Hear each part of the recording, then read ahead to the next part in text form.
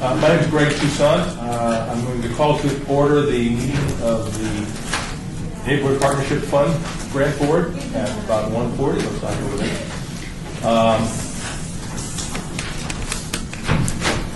Clerk's office, can you tell us if our meeting is held in compliance with the law? Yes, it is. Okay, can we have a quorum? Yes, we do. Thank you. Would you do a roll call of the members? Yes, I will. Thank you. Okay, we have members Toussaint, Yes. member Reed, Present. member Rampton, member Holmes, Present. member Ortiz, Present. member Ruggiero, Present. excuse me if I mispronounce it, member Guerrero, I think Marie has already confirmed his excuse, member Iturralde, She's excused too. okay, member Powell, She may be late or not show up. She has an emergency at school. okay, member Thaxton, Here. member Kirk, Present. member Garnis, Here. and member Skilbright. Here. Thank you. Thank you. You're welcome. Next item on the agenda is public comment. I see no one here for public comment. Do the members wish to make a comment? Hearing none. Discussion and possible action on election of chair and vice chair. The bylaws call for an election to take place for a chair and vice chair, and I'm just wondering if there might be some nominations for that. I nominate Mr. Toussaint as the chair. I'd like to second. Thank you. Any others?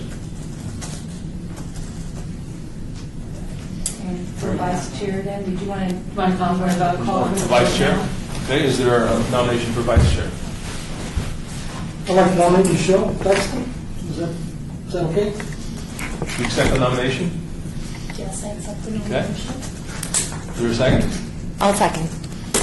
Can we take these two motions at once? Can we verify if he's making the motion as well? Okay. Have we done that? And I think they will. Felipe Ortiz nominates Michelle Thaxton. Thank you. And Kimberly Reed nominates Mr. Toussaint as chair and Okay. president. Anthony Ruggiero seconded Yes, he did. Reed's nomination. Got everything? Yes. All in favor of the motion? Say Aye. Opposed? Motion carries. And thank you. It's an honor.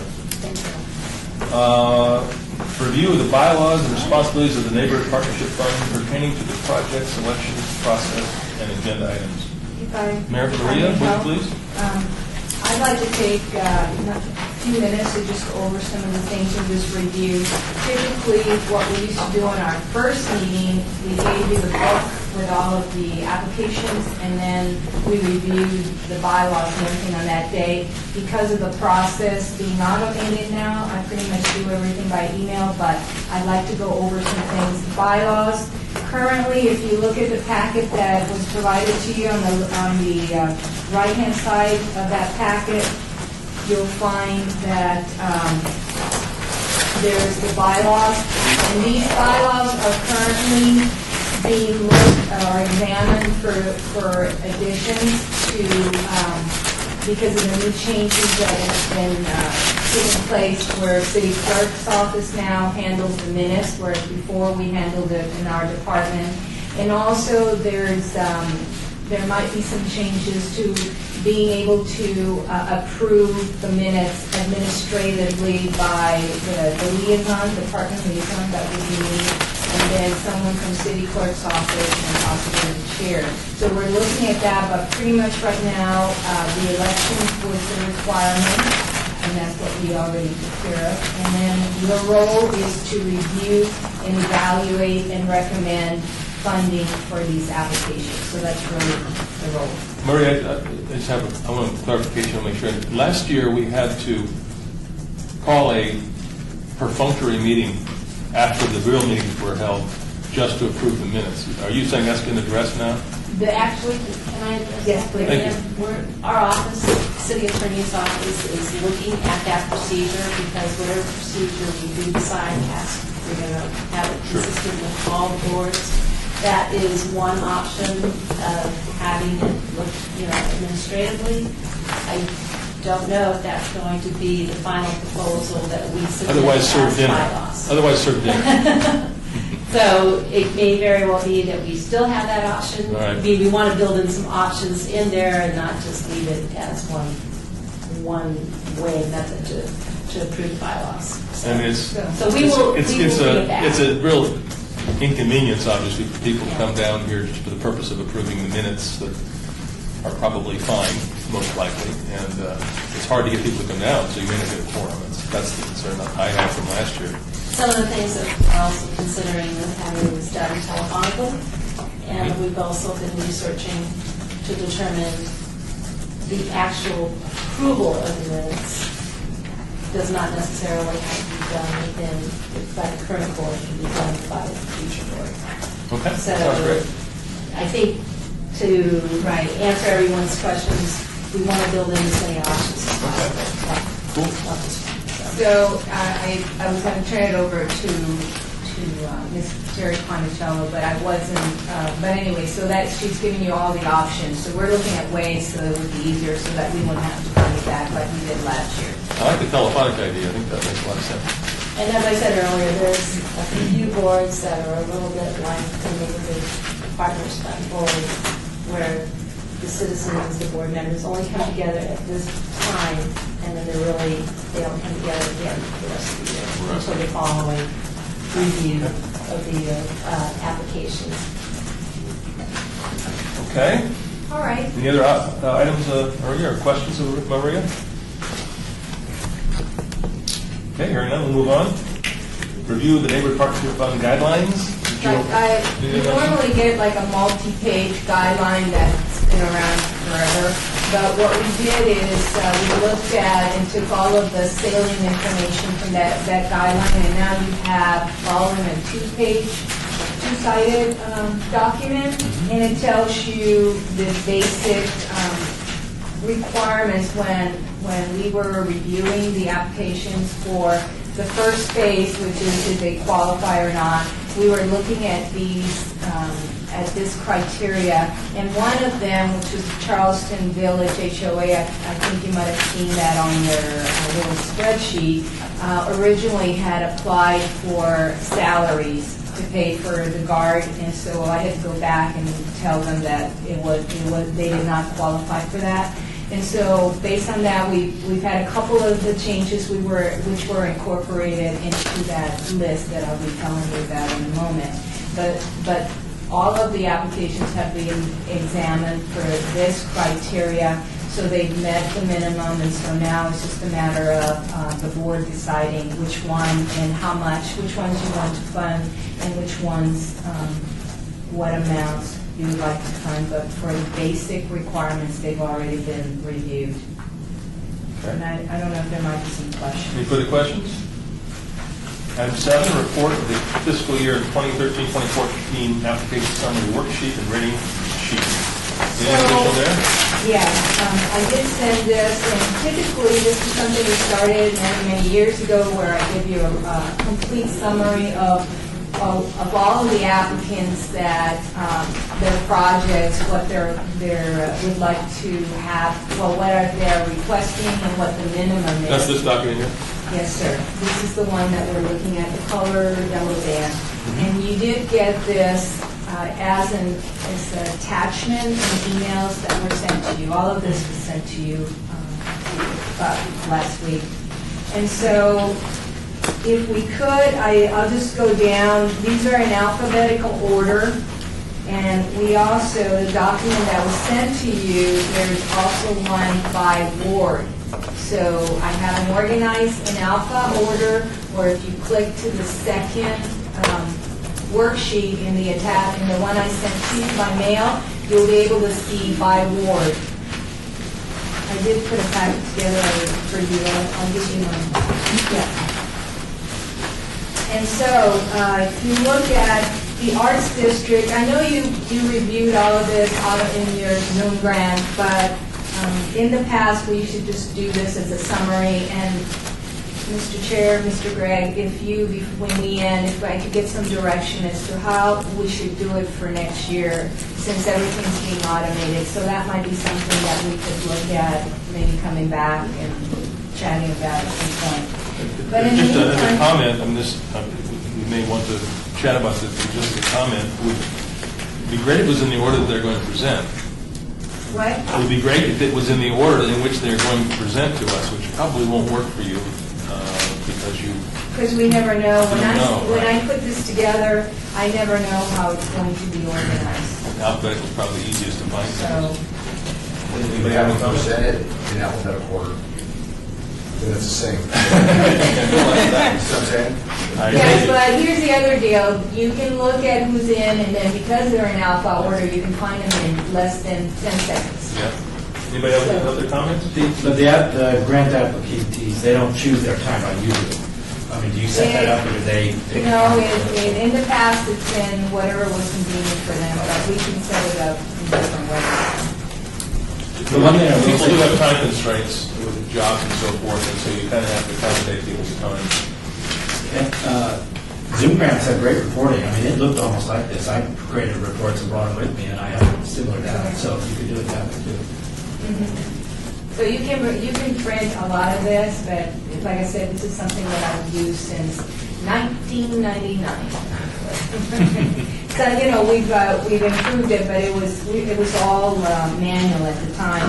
Was there any questions since you've been reviewing, you know what everything is? The only thing we don't have in Zoom Grant is the minimum amount, which was provided here. So I did want to mention to you that you're only, I think it was $3,400 off of the maximum amount that we have in the grant.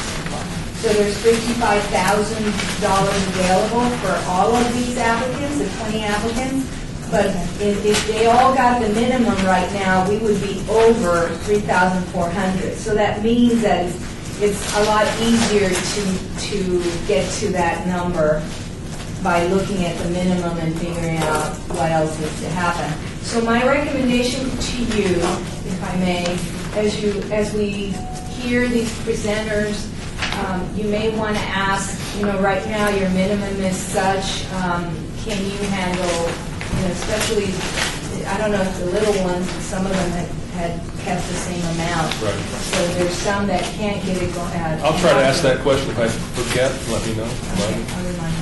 But that might be something to find out if they can actually do the project, if you were to lower them a little bit more.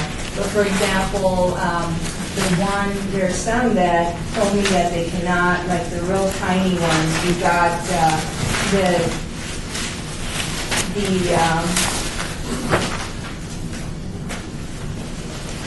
desert shores, like for example, your desert shores, it's $900. It's minimum $900. You could lower it, but it's the only word for project. So there's another one, the Equestrian Estates. Those have $1,600, and it's exactly, it matches exactly what they're requesting in the quote. And so you may want to ask those folks, whether they can do it, because they're getting they're not even having somebody do it, they're installing that sign themselves, doing the concrete themselves with all the volunteers. So that's the only recommendation I would make, that since we still are a little off on the amount, we may want to ask. So as we go through and score these this week and next week we'll be making a decision. Is that right? Next week, you'll be making the decision after the last presenter. I believe it's at 2-something. You'll be done by 2:40. We'll have a few minutes to finalize the scoring, and then after that, you will be able to come back, and I'll be able to show you on the screen what the final numbers are, and then you will be able to tell me, and we'll work on it, on Zoom Grant, we'll be able to change the amounts, and you'll see where it takes you. It's like working with the Excel sheet that we've had in the past. So Zoom Grant does a lot of what I used to do with this. So. That's a good question. Under guidelines, project criteria, and it says are not allowed to purchase video cameras. Is that like video cameras, like security cameras, or what are we referring Not the to? security cameras, the personal ones. But Okay. if you feel You know, a lot of it, if you would like to make some changes on that based on how technology is moving, we can look at it and that could be eliminated. All right? But right No, now. I was just verifying, because I know that a lot of the projects obviously are to monitor its. Security, and Yeah. that's allowed. I just wanted to make sure that that. Yes. You certainly want personal video cameras. Originally, it was personal, but like I said, it was drafted. These things very were old. being brought up by the members and also by us. And then a lot of it is, we got to move with the time and technology, so it's up to you. So Excuse me, Maria, Yes, sir. on item number, on the Smoke Ranch Villas, I mentioned to you earlier, we had a problem bringing up the budget worksheet. You said Correct. that's been fixed, right? that has been fixed, and I can tell you that when I reviewed all of them, it had been fine. I don't know what happened, because that was one of the issues that I had to correct Good. and then bring Take care. up. But Lance brought it to my attention earlier. I mean, I can print it out if we need to go in and print that budget. Are they coming in today? I mean, you don't have to make a decision I today, don't so you believe can so. go back. Yes, they are today. So you don't have to make, you can go back and Right. check it, but if not, I can make a copy of it. Okay. And then, I Anything else? Mr. Chair, is this document going to be part of the record since it's on the agenda? If staff would like to, I can attach it as final record. All right, well, the submitted applications, the numbers are wrong. Ward 3 has 4 applications and Ward 6 has 2 applications.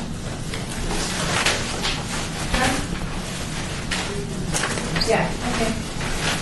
So if that could just be corrected, if it's going to be made part of the record. We've got about 8 minutes left to get to item number 10. Anything else on that item, Maria? On the On the worksheet? guideline, on the worksheet? No, I did want to talk to you about the rating sheet. I attached that as part, if you want, you have a rating sheet at Zoom Grant, but I didn't know if you needed to bring like a printed copy here from when we did, so I did attach that, a whole set of them. I didn't do it here, but I did attach it.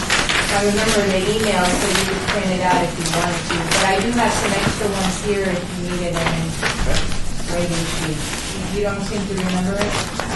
No? No. You I remember wasn't it? looking for it, so I might not have seen it. Oh, okay, that's fine. You were rated, you can rate on Zoom Grant, but it's just, if you needed the same document, we based that rating sheet on this one. I can show you some sample ones and you can, it was part of that whole, Okay. I thought it was part of that whole email that we sent you, but I brought some extra ones and that's it. And then the next thing would be, is that all on that, Pardon me? on that particular item? Is there any Moving on questions? to item number 8. And then that one Presentations. is just going over the schedule, which you've gotten by email. Anyone have any questions or comments on the schedule? Anybody can't make the next meeting? That's good news. And we do have the first applicants already here. I didn't know if you Good. wanted to get some water or anything before we begin. There's Item snacks. number 9 is, it says report on. Is that redundant item? Doesn't have an It's just a action. way to address it, but all we're going to do is bring in the One at a time, right? presentations. Okay, And so they have we to are- write it as a report. So we're 4 or 5 minutes ahead of schedule, ready to go if the applicant's You can ready. move if you like. Unless Are somebody we would like able to to bring. move around since these people aren't here so that the presenters can present at the front? That's a great idea. Yeah, that's a good idea. So I have a question. Conflict of interest, do I need to bring that to the board now? At the time Oh, of they the can? applicant, when he calls the applicant. Mr. Chair. Record for that. Okay. Ruggiero. Is there, because it says discussion for possible action, is there action need to be taken on item number 8? Do we have to vote on the, So there's no action. Unless there's a change to the schedule. Okay. I think. All right. Our first applicant is It's just formality. I don't ever hear them, they actually stand. I don't know if it has to So do you see them up there? Yeah, that's what I'm sorry, I do that. Our first applicant is Four Winds. Are they there? Yes, they are. why don't we bring them on in?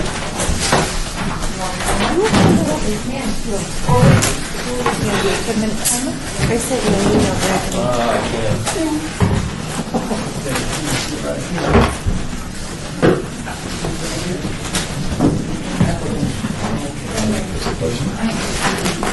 Here?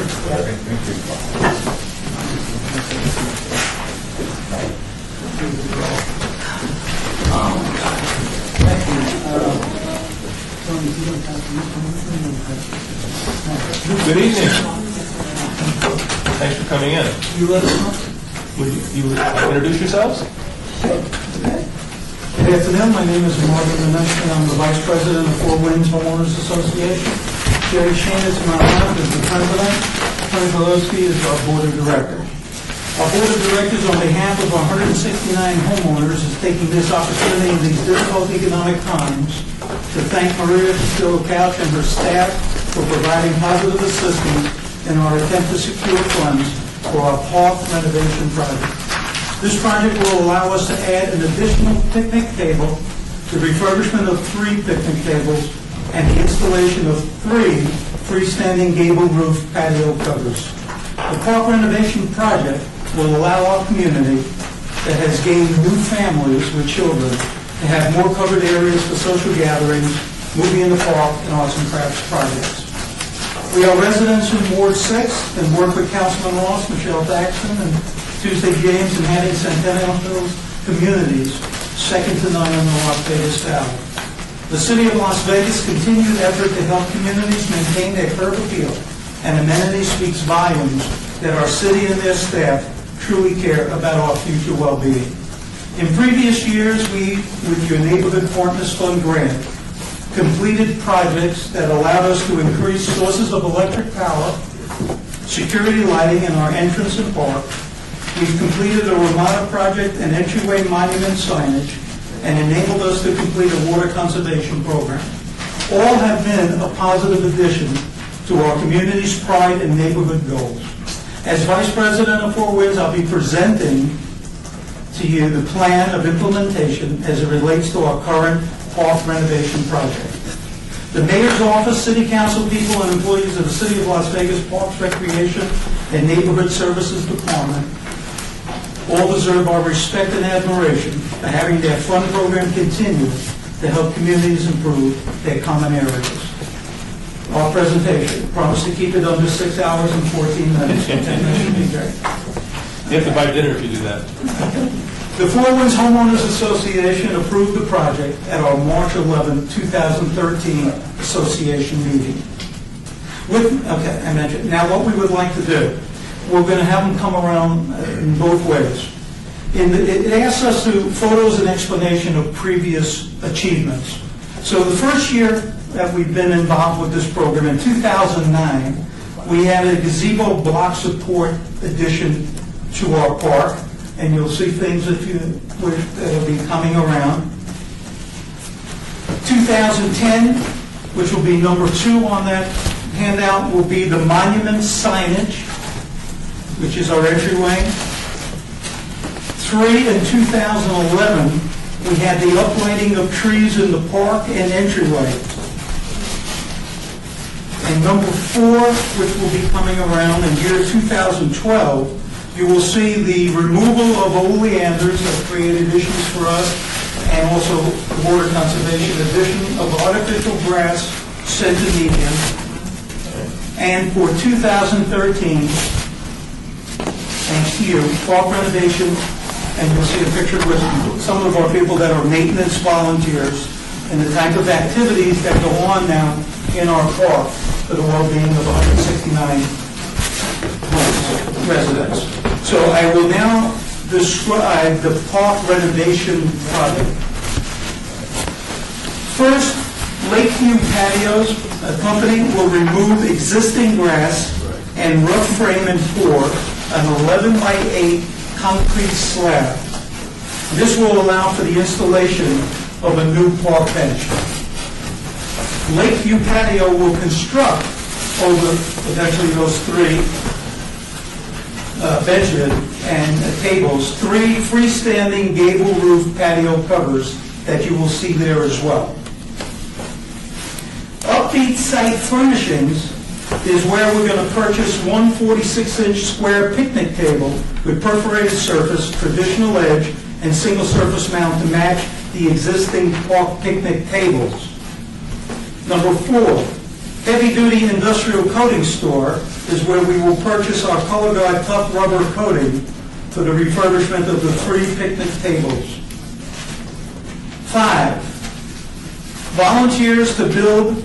The volunteers from the community will build dipping vats, basically dipping pools. All the tables will be disassembled. You can see a picture of how they look 10 or so years later. And bases will be rust-treated and painted black. So 3 tabletops, 6 benches will be dipped, hung, and reassembled. The next question that you asked of us is how it will impact our neighborhood. The park beautification and additional space will be for social, sunshade, and recreational activities. Describe the project team and volunteers. Lakeview Patio, construction staff will install a new 11 by 8 foot cement slab, a new picnic table. They will install 3 11 by 8 patio covers over our picnic tables. We will have 9 community volunteers provide approximately 134 hours in attending meetings, site preparation, dismantling of the picnic tables, building the dipping vats, and dip the park benches and tables for a new finish. Reassemble the park benches, clean up, and of course food and beverages will be provided by the HOA. Our project cost, and you have that in the packet, and thank God the Zoom grant thing. There you go. Thanks. Okay, the project budget worksheet, course, the Lakeview patio, the 3 gazebo covers is $7,900. The Upbeat Site furnishings and delivery of the table to match what we currently have is $1,739. The heavy-duty store for the commercial material that we use on refurbishment of the tables and benches is $242.14. Miscellaneous supplies, the painting, etc., $100. The total cost of our project is $99.8114. With flexibility, our request is 5, then coming down. Meet your needs. Total cash donations, $49.8114 to $6,500. How we do it. And volunteer hours translates into $2,920. Thank you so much. As the Ward 6 representative, I'll let you ask the first question if you have any. Sorry, Michelle. You guys have done some wonderful projects over the years, and thank you for bringing in the pictures, because it really says a lot about your community and what you've done with the grant money in the past. So we know that you're obviously going to do some fabulous things with it if we're able to fund your project. One of my questions, though, to you is, I know that the application request was $5,000, and that you're looking, the minimum amount you would need is $3,500. If we're not able to fund that entire amount, are you still able to move forward? If we're not able to do the $3,500, would you still be able to move forward with your project? Most definitely. I know this year, as we've had in communication, there's 19 communities making the presentation. And for the good of the order and for our city, we're flexible. Okay, perfect. And we can see that you guys have done several phases, so obviously, if we know that if you weren't able to do the entire project, you'd be able to do it in maybe another phase, another year. Sure. Okay. All right, perfect. Thank you. Excuse me, Mr. Chair. Yes. Could you have the gentleman identify his name for the Yes. record, please? My name is Jerry Shaner. I'm president of Four Winds HOA. Thank you. SHANER. Mr. Gardis, you're the homeowner or neighborhood representative. Do you have any questions? Or No, I mean, it was a really good presentation. In fact, my community is right next door to your guys'. So you guys have done some really good stuff to make that whole area look good there. So Thank you, sir. any other comments or questions from the board? Hearing none, thank you very much. Thank you, sir. Thanks for being with us. Have a great meeting. Thank you, guys. Thank you.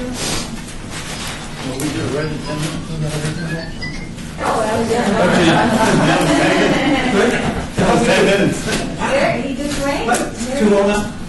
Rang you. Thank you. Sorry about that. Thank you very much. Thank you. Thank you, Jerry. You're welcome. Next applicant is Linda Gibbons, Elementary PTA. Yeah, Linda should be. Nancy should be on. Is Nancy out here? Took a nice project. And Linda Gibbons is next. Yeah, you gotta have it out there for it. That don't make sense. So you'll be sitting right here talking to me? I hope you're not Welcome. Thanks for coming down. Please have a seat. If you'd like, would you introduce yourself to the board?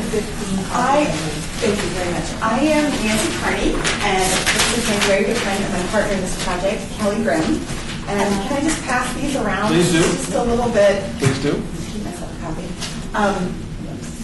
We have a 10-minute time period, and we'd like to have a little bit of time to ask questions, so. Okay, let's get to it then. Actually, what we're asking for is really straightforward. Before we get to that, I just want to thank you all so much for this opportunity, because quite honestly, asking from the public school system without this opportunity would not be able to do this project at all. So thank you so much for consideration. Basically what's going on, we're representing Linda Gibbons Elementary School, which is in the Vistas Village in Summerlin. And we have a really large school. We have approximately 1,200 students at our school right now. About 150 of those students arrive to school every day and are picked up by bus, and the rest of those kids either walk, ride a bike, or are brought to school by their parents. You can see on this little handout that's coming around kind of an aerial view of our school here. And up on top of those red lines is a public parking lot that's owned by the Summerlin Council. And many of the parents and caregivers will park in this parking lot in the morning and the afternoon to come get their children.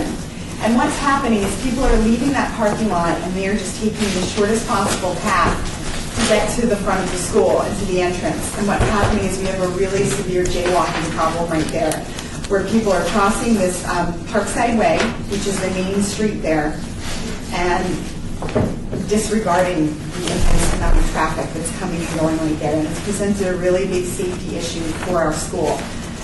You can see on the left side of the picture too, that's our bus and drop-off lane. And a lot of these parents and caregivers and students are walking not only across Parkside Way, which is really congested with traffic, they're also coming through a lane that is specifically designed for cars and buses to be coming through. So it's a real safety hazard at the school. So what we are proposing to do is to build a decorative barrier, which is represented by the red lines there in that photo, that would essentially funnel people from jaywalking directly across Parkside Way, wherever they would like. It would funnel people down to this crosswalk, which is between my little red arrows there, where we are manned with a crossing guard in the morning and in the afternoon. I'm also a crossing guard at the school. I don't work this corner. I work in a different place. But I can vouch for the amount of traffic, foot traffic, distracted drivers, things like that are going on. And we feel like this would be a really big step in the improvement of the safety for our students and caregivers, to really discourage them and make it much more difficult for them to just walk across this street, and instead help the parents, set a good example for the kids, teaching them safe procedures, teach the children that this is not acceptable behavior to just walk in the middle of the street, and just also to straight up increase the safety. So a lot of these parents are distracted, right, wrong, or indifferent. They're on their phones, they're busy, they're coming, going from somewhere, and the most important thing at our school, other than our academics, is the safety of our students. So that being said, I'm going to turn this over to Kelly, who works up in that area and gets a first-hand view of what goes on this street every day. She can fill in a little bit. Thanks. I'm actually the volunteer coordinator for the Linda Gibbons PTA, and we have a very strong parent volunteer program at the school that is really aware of our community and is constantly striving to find ways to make our community a safer place. We have, at minimum, 2 scheduled parent volunteers in the morning during morning drop-off in this bus and car area. And as Nancy said, she's a professional crossing guard, and we have a professional crossing guard manning there. We've worked very hard with an education program to let parents know this is how traffic flows, this is where you may get your child out of the car, you will be meeting a parent volunteer here, and we've worked very hard to drive home the point that please don't jaywalk. This street is extremely busy 2 times every day, in the morning and in the afternoon. There's no drop-off lane. Everyone comes and parks and uses that Summerlin parking lot. And while it's improved the situation, we feel that this fence, this physical barrier will be the one thing that's actually going to solve the problem of jaywalking. And again, we really appreciate this opportunity because the funds that we raise at our school are to enrich our children's education. So this allows us an opportunity to go above and beyond to create a safe environment at the school. We'll open it to questions. We know our time is short. So this is Ward 2, and that would be Ms. Reed. Thank you. Hi, Cherise Holmes. My first question is, how tall is the fence going to be? I don't think that was actually outlined. We got to really generalize what's going to happen here is any funds that we may be fortunate enough to receive from you are going to be matched by the Summerlin Council and the Summerlin Children's Forum.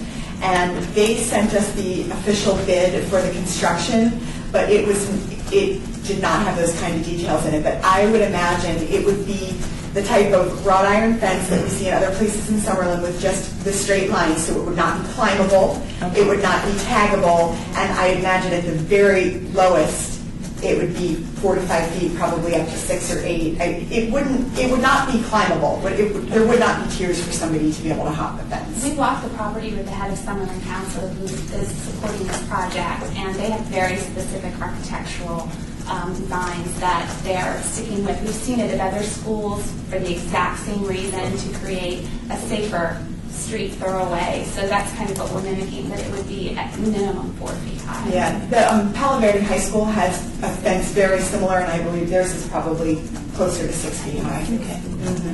Okay, as an elementary school teacher, I do understand the safety of children. And my next question is, I see that you're asking for the $5,000, but your minimum is $4,000. Our minimum is $4,000 because Randy Ekman was kind enough to say that between the Howard Hughes Corporation, the Summerlin Council, and the Children's Forum, we would be able to subsidize whatever we weren't able to get from you to still make the project happen. Okay, so if we are unable to give you the entire $4,000 or $5,000, you would still be able to continue with this project? If we could get the $4,000, as long as he is committed to us to subsidize the difference between the project cost and $4,000. Okay. So if it were to be less than that, we would probably have to revisit it with him and see whether or not they would be able to subsidize the rest of the difference, just because, like Kelly was explaining, the school and the PTA are extremely concerned about the safety of the students, but being a public school in the district, they really like to drive their funds towards educational enrichment. So any money that we can get subsidized or donated from other places would really be what makes this project feasible. Okay. All right. I don't have any more questions. Thank you. The neighborhood representative is Renee Rampton. Any questions? No. Okay. Vicki. Yeah. Did I get the wrong one? Sorry. I'm looking at these numbers wrong here. Sorry. Vicki Steelbrand. Oh, sorry. I'm looking at the number on the left. I'm supposed to be the number on the right. That's perfectly all right. Actually, those were both my questions. How tall would the fence be? What was its construction makeup, which you've already answered, and how flexible your funding was. So thank you very much. It's a great project. Thank you so much. Really, thank you for the opportunity. And just to let you guys know, we had no idea that this kind of stuff even existed. These grants were even available until I spoke to you. Yeah, John Dare. Yeah, we have another question for you. Well, it was actually, I just wanted to commend you because I think you did a great job bringing other business parties to the table. Because that is, I think, important to not only try and get it all donated, but to get others out there to support it, like Howard Hughes. And connect to that question, what is the Summerlin Children's Forum? I wish I could answer that question, but I don't know. That was. Because I know they're donating quite a large sum. It was when we had gone. We went directly to Randy Eklund. the president of the Howard Hughes, the Summerlin Council, and we asked him if he would be willing to subsidize, because it is their property. I mean, granted, it's for our safety, but it's their property. When we asked if they would be willing to subsidize, when he came back with the donation letters, that was one of the entities that he had named on that letter. I wish I knew the answer to that, but I don't. This is insane. If there are no other questions, I do have one question. You said this is on Hughes property, or as it looks like it would be on school property. It's not. Oh, okay. The school property, I'm assuming that the street is property of the city. Okay. Yeah, the sidewalk starts. Well, my question really is the school, has the school been consulted on this? Are they in support of this? And Oh, the current assistant principal, to be principal for next year, it was his idea. Okay, great. This is a Mr. great Chair, I have a example. question. Yes, sir. The idea of having the fence creating a barrier, is the fence going to be on the property, or is it going to be on the sidewalk, street side, to actually funnel them to the crosswalk? Here's what we would like to do, and we have to make sure that this will be done before we can have them go forward with any construction. The fence would ideally run between the landscaping and the sidewalk. However, there has to be a path for the children to cross. Once they're leaving the parking lot, there needs to be a place along that fence line for the kids to walk along the fence line so that we're not driving them behind cars. And we addressed this issue with Randy when we initially spoke, and we need to make sure that we double address this issue, because the last thing we want to do is construct a barrier and then drive kids behind the cars. So what we need is something separating the landscaping and the sidewalk, but allowing a place for the kids to walk along that landscaping, or a paver path or something like that, so that they can come from the parking lot, walk along the fence line, and come through the crosswalk. Right, because once you know how kids are, I mean, this is a bigger problem than just your school. This is citywide. Every elementary school is a nightmare. And once these kids get around this barrier fence, whether they go to the end of it or they cut through there, once they're on the sidewalk side of the school, they're jaywalking. So you need, if you are going to create a choke point to funnel these kids into a position of going to that, you've got to be able to make sure that they can't get around it to come across the fence. Otherwise, it's no good. I think what we were kind of hoping would happen, if you look at the picture, the crosswalk that's between the arrows is the straightest path right into where the children enter the playground into the school. And so we're hoping it wouldn't make a lot of sense for the kids to be going this way around to circumvent the fence, because that would be driving them away from the entrance to the school. It would be a longer path. Instead, it would funnel them directly to the area, the one sidewalk that would take them right into the playground. So they would have to literally be going out of their way to go around on the other side, and the only opening there would be at that crosswalk, which takes them across the street directly to the playground opening. We're going to have to call this to a halt. I'm sorry, we've gone over a couple minutes, so we're going to have to end this unless something is extremely urgent. Okay. Thank you very much for coming. Thanks so much for having us. Maria, can I suggest, in the interest of time, we have people come in and, We have two already here. but I mean behind them, have the next ones come in and... Thank you, ladies. Thank you very much. We already have cultural corridor. Thank you. And then I'll- Welcome, ladies.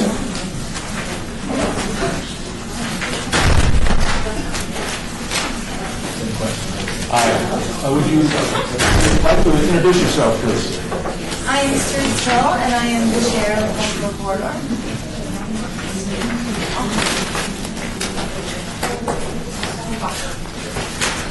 Cerise Hill, is that what you said? Yes. And I'm Pam Thomas, the Cultural Corridor Secretary. Okay, thank you. We have basically 10 minutes to get through the whole thing. I'm sorry for the short time. We usually like to allow 2 or 3 minutes for questions, so if you would get started, we'd appreciate it. Thank you. We're here to represent the Cultural Corridor Coalition in our application for our 2013-2014 PCS project. The Cultural Corridor is a neighborhood collaboration of nonprofits and businesses. Members include the Mod Museum and other cultural institutions, and are mostly located along Las Vegas Boulevard just north of Fremont Street. Our organizations have banded together to provide awareness of the cultural resources in our neighborhood and to promote it as a safe and family-friendly destination. The Cultural Corridor has received NPF grant funds previously and seeks funding to support a year-long Cultural Corridor visitation and awareness campaign this year.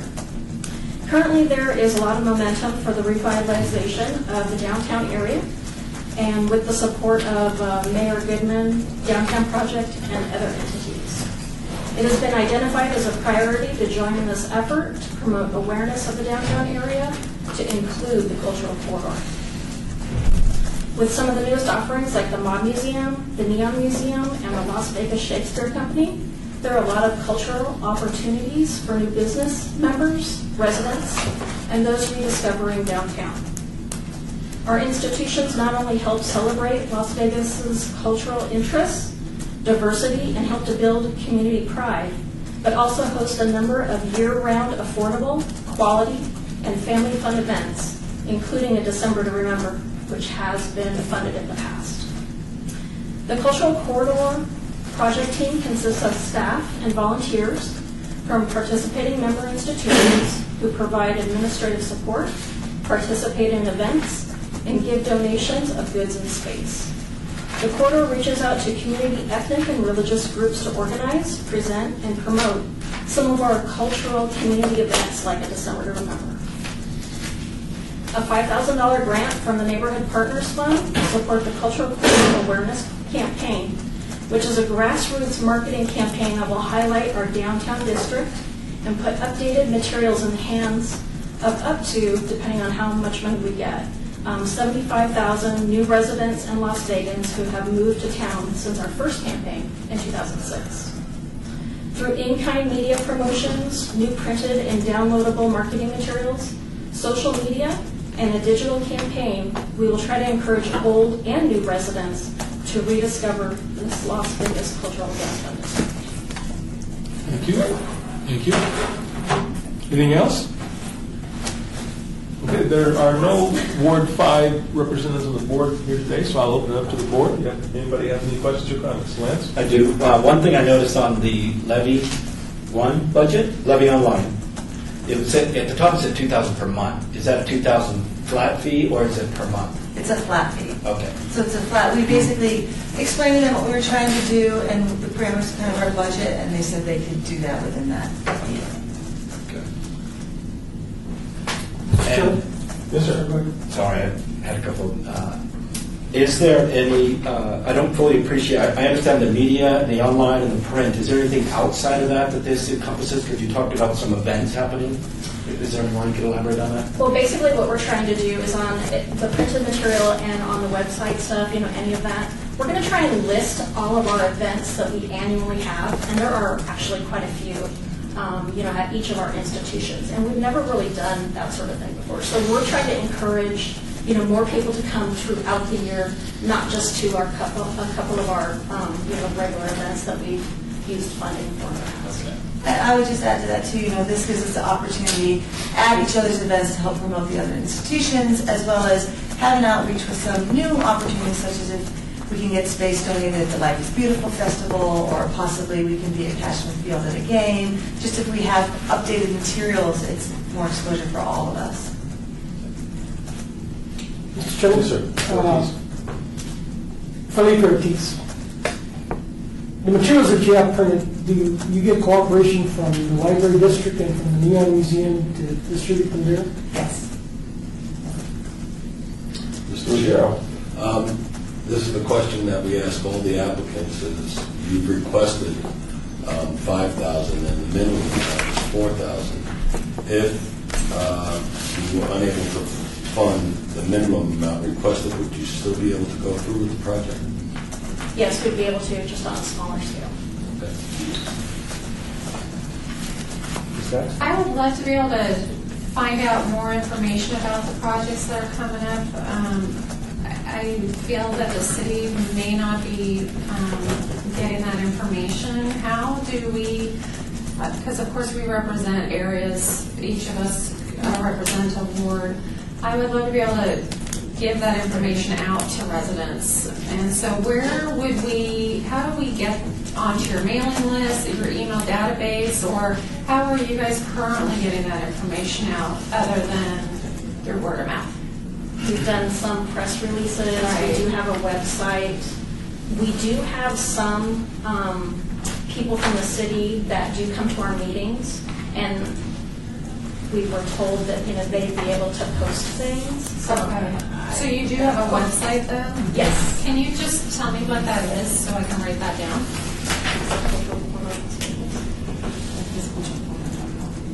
You guys can email me that. Okay. Email me that, I didn't mean to put you on the spot, I'm sorry. But we like to put information, at least like all year long, we have a bi-weekly newsletter. Yes, that'd And be great. all of us Great. do, and so it'd be great if we could share that information with the residents and help give you free PR. Yeah, we'd be happy. I think a big component of this is really since 2006, nothing new has been created to really update it. So, at the minimum, we'd like to create a new PDF that has all the information that's updated with the new things that have opened that we could then distribute to all these different organizations to post on your website and I know very minimum. what would be great is if you could also have something on your website that I want to sign up for, and then every time you guys update it, it automatically sends me, a resident, an email that says, hey, this is coming. Okay, Maria, do you have a comment? No, I was going to add that just sounds amazing because I see all of the information that we have on our webpage, and I understand where you're going with that, and that would be fantastic. That's a great idea. That would be great for all of our. Any members of the board have questions? I have a question. Yes, sir. No, okay, sorry. You said your first grant was in 2006. Have you received other ones besides that? Yeah, but throughout 2016. Annually, you just, that this is, so I'm trying to wrap my head around that this one will be for the awareness campaign, the other one's been for. They've been mostly for specific events like a December to Remember, which is our cultural event that we have basically December to January. I do have a question. In my reading of your application, the primary goal of this grant is to allow you to reach out to the community. Is that correct? Yes. And so the funds that are used here will be used for mailings and that sort of thing that are going to go out to people in the community. Is that correct? It actually won't be mailing. We're going to try and actually hand just brochures out to people. So we won't be spending money on. So so if they're already there, Well, it won't necessarily be at our institutions. We're hoping that there are going to be some new ambassadors downtown that may be able to hand stuff out. We're going to try and send them, obviously out to like community centers and libraries and that sort of thing. It's probably a combination of that, because obviously all of the participating institutions will carry it, but then we're going to look for other opportunities to kind of expand the audience. But, you may go to the library and not realize that another thing is down the street, so it's all exposed. what about the other libraries around that are farther out of the downtown area? Yeah. We don't know about it either. The library is actually really good about, being able to hand out stuff to all their libraries. Okay. And that really is just down to budget and printing it. Any other questions? Thank you very much for coming. We appreciate Thank you it. so much. Thank you. Good luck. Thank you. And our next presenters are from the AT&D Las Vegas Arts District. Welcome. Amy Fincham and Mark Edelman. Please have a seat. Welcome. We have 10 minutes, unfortunately. That's the maximum time we have. We'd usually like to allow 2 or 3 minutes for questions. So if you could try to fit your presentation in that time, we appreciate it. Thank you.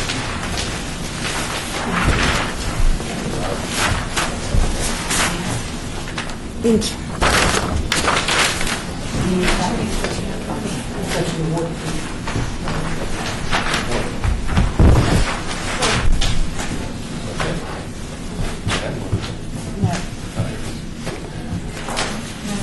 Okay. Three? Okay.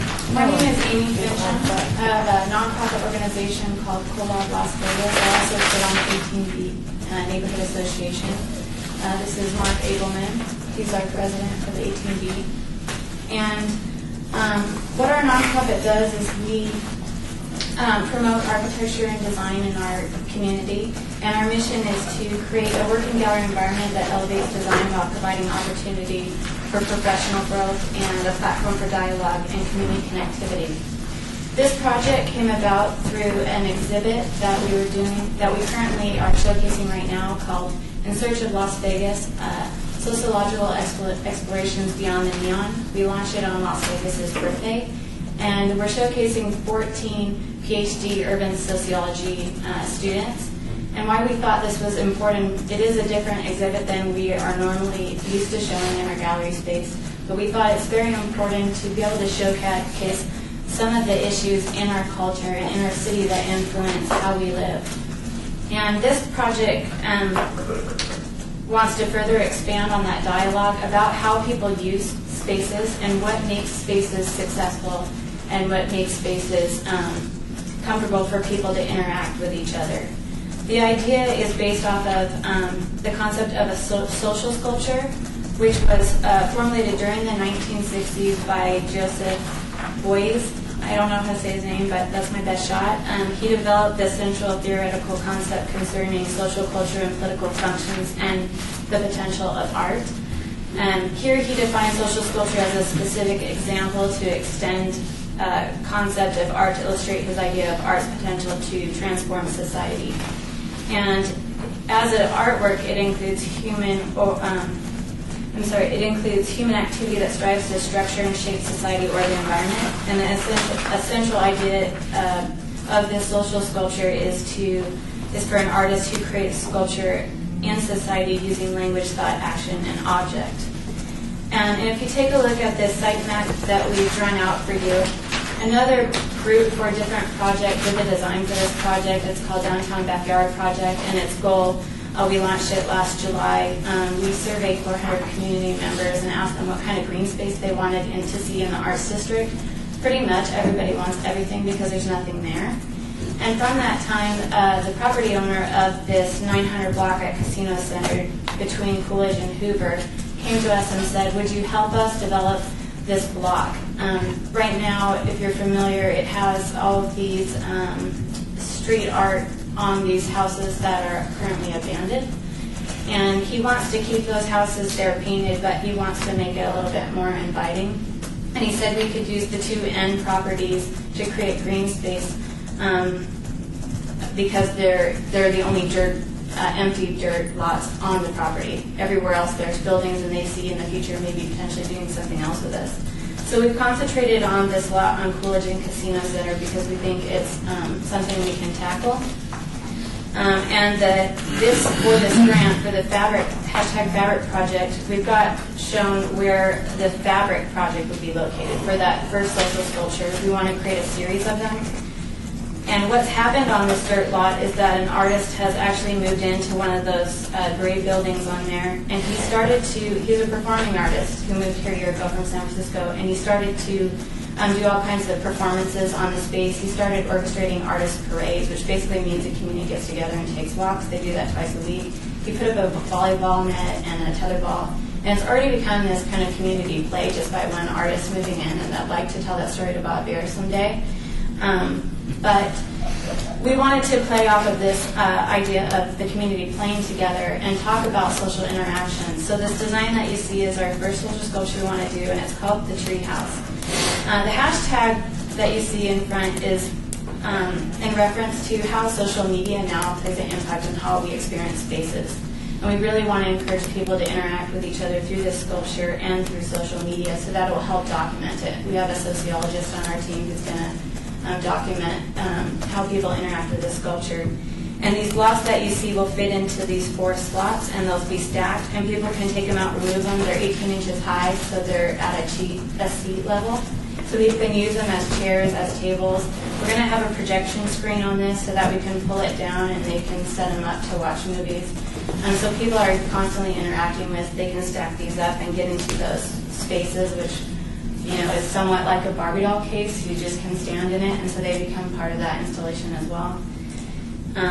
And we believe that through documenting this, it encourages people to be aware of the importance of these spaces and how we can change how we encourage interaction in these spaces as well. Okay. Any questions from staff? Mr. Chair, Yes, sir. Felipe Ortiz, 4-3. First of all, this project, in the city of Las Vegas, we ask that more people repurpose the buildings downtown, and that's occurring. Secondly, there's more people coming to downtown, so this project, I think, really does represent a resurgence in the people wanting to move there, because it's just not really moving there, it's then what? What do you do? Where do you go? Where's the parks? We're very limited in parks in Ward 3. We're out of space. So I believe this is a pretty valuable project that will continue to enhance those opportunities for people that do reside in that area, the 18B Arts District, as the city begins to repurpose some of the buildings. Great. Anybody else? Question about, this is private property, you mentioned that, and the owners gave it the okay, it sounds like. What happens in the future? Can this project be moved somewhere, or is it permanent, has to be torn down and thrown away if they decide to build something on it in a year or 2 years? Well, he's told us that this will permanently be green space. He's promised us. Of course, when money talks, money talks. Sure. It can certainly be built so that we can have base plates that these steel tubes sit on that can be unbolted. If that was important. Well, it's just something to keep in mind. There's just so much action going downtown that things are moving quickly, and a valuable space like this could become something of use for somebody else other than what it is. So I know he paid $8.5 million for that property at the height, and he's pretty stuck with it. So. Any other questions? I have a question. Is the lot fenced off? No, it currently isn't, and our intention is to not fence it off. We don't feel that it's a. So they're not having problems with the homeless people, the criminal element, or tagging that, graffiti type people? Yeah, well, right now it's pretty active lot. We picked this lot because one of the things that we've done is spent the last year really researching the activity in the area. And my gallery is right over here, so I watch it on a daily basis, what happens there. And this artist is watching it pretty good. So there's somebody on the property that lives there that cares deeply about it and is going to continue to use it as performance space. So if it gets built out like this, it's been designed for the performances in mind. I have a question. Your group was here last year, and I think we funded a website. How did that go, and what were the results? Do you want to update on that? I sure do. We are just now finishing it. He should get it. You got 1 minute, by the way. So. He should get it fully funded by the next couple of weeks, I believe. Is what We just put in the bill, the invoice, but it's finished. Looks good. It's been appreciative. The website it's been improved. It still needs more improvement, as always. But we're really appreciative of those funds to help move it forward. All right. Anybody else? Actually, one last one. You had a minimum of 3,500. What would be if we weren't able to meet that and it was a little bit less? Would the project still move forward in the same form? Yeah, so the sculpture is actually going to be constructed by another artist that has a shop just right on that same alley, right off the alley, and he's put it at $1,100 to fabricate that as well as prime it, and then we would have to buy the supplies to paint it. We'd also have to buy the concrete, which we would set ourselves.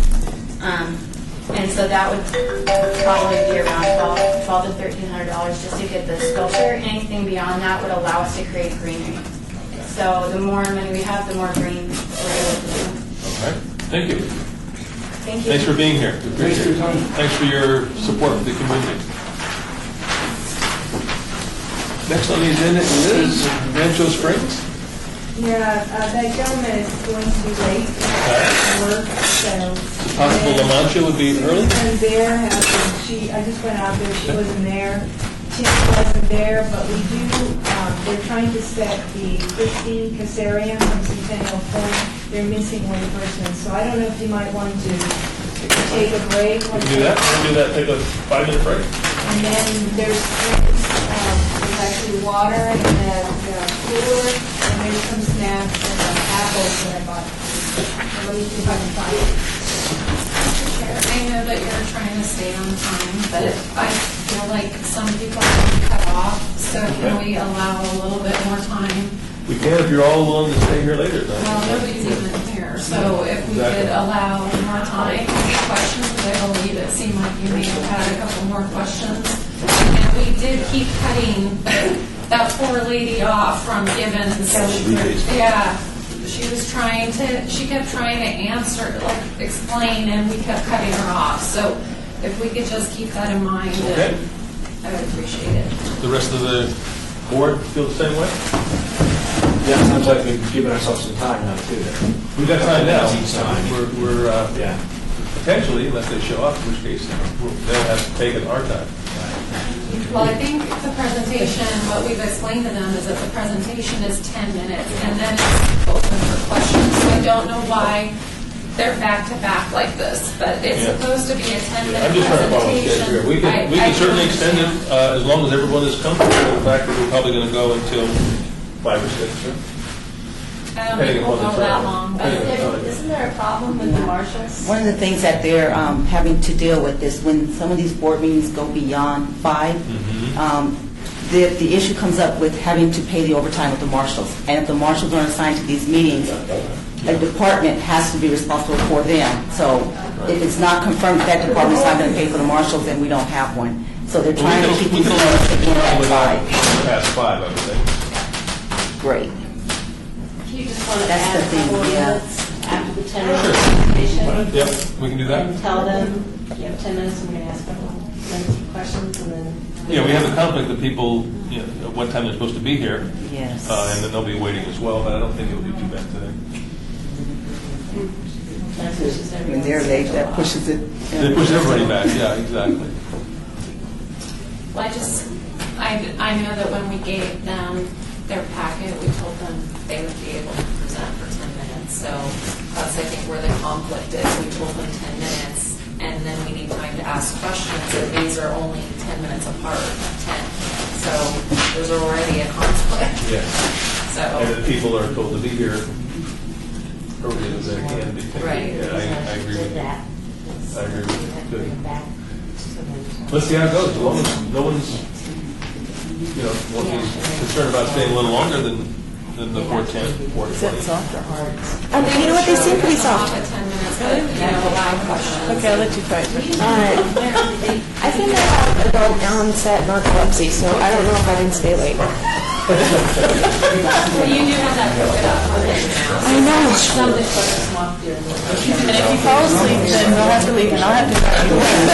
So you'll have to leave, Awesome parties.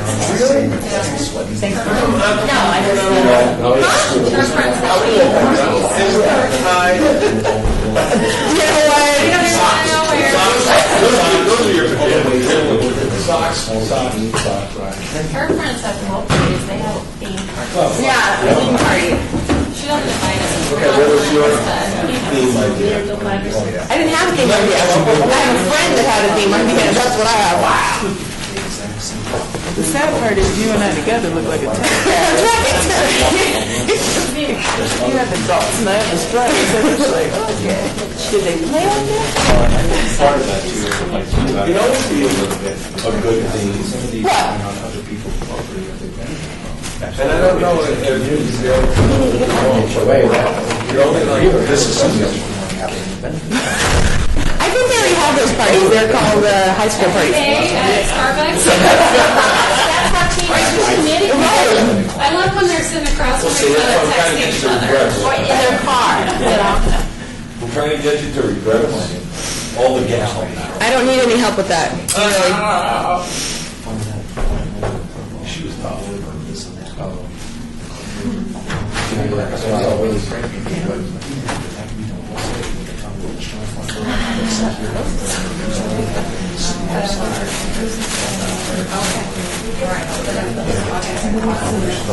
They already go. They're really fresh.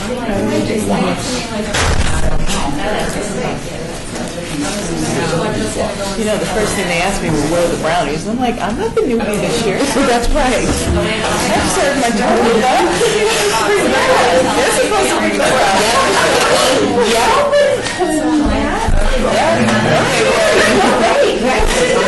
She's that new. She doesn't even know that. I know. They're all organized, yeah. And they bring in some hummus. Bring brownies. Yeah, we don't have any brownies. Oh, and white I could bring chocolate in popcorn. hummus and chips. Well, you know what, today is National Donut Day. Gluten-free chips. Yeah, they're going to be gluten-free chips and coconut milk. That's right. Gluten-free chips. We have, we're We're sitting on the chairs. So that really have one foot in our person. Some people have, feel like they give them a 10 We could make it a lifeline, it's a lifeline. Hello, welcome. You caught us at the end of a break, sorry.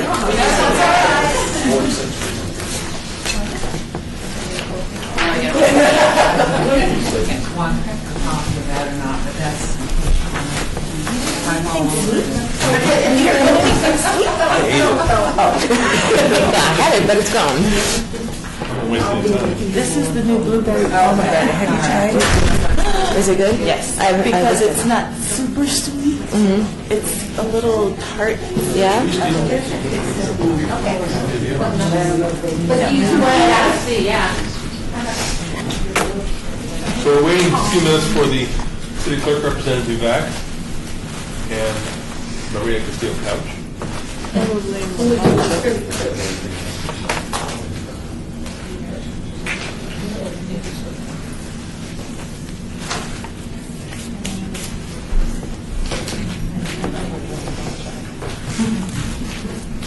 Are you from Mancha? Yes. Are you? Not bad.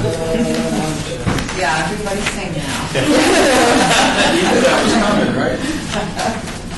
No, it's Nana Lamancha. That's La Bamba. La Bamba.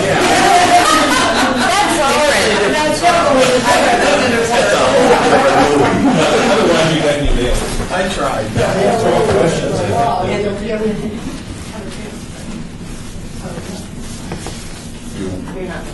I'm the hell anyway.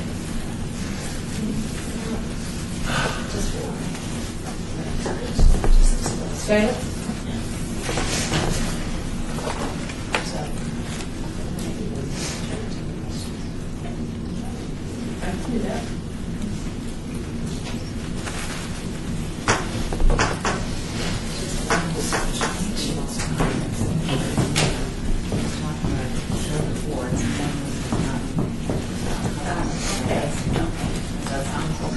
Yeah. Okay. Right.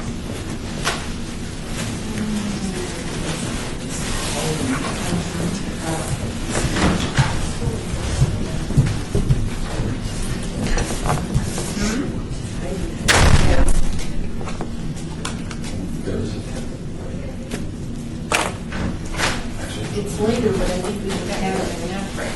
Good. So why did that? Did any of you print out any of these applications at all? Did you print out anything? Should we? No, if you had a phone number, I mean, otherwise, I just don't know what's happening to, like, my Smoke Ranch guy, I don't know where he's at.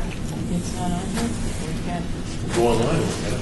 I might have that. There is, I printed one report with people's It's lost. contact. You said it's smoke. Yeah, it'd be at the top, Here, let me see.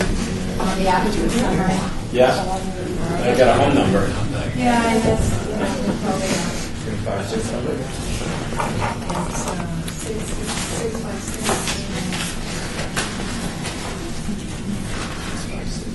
We're waiting for Lean Holden? Yes, we asked her.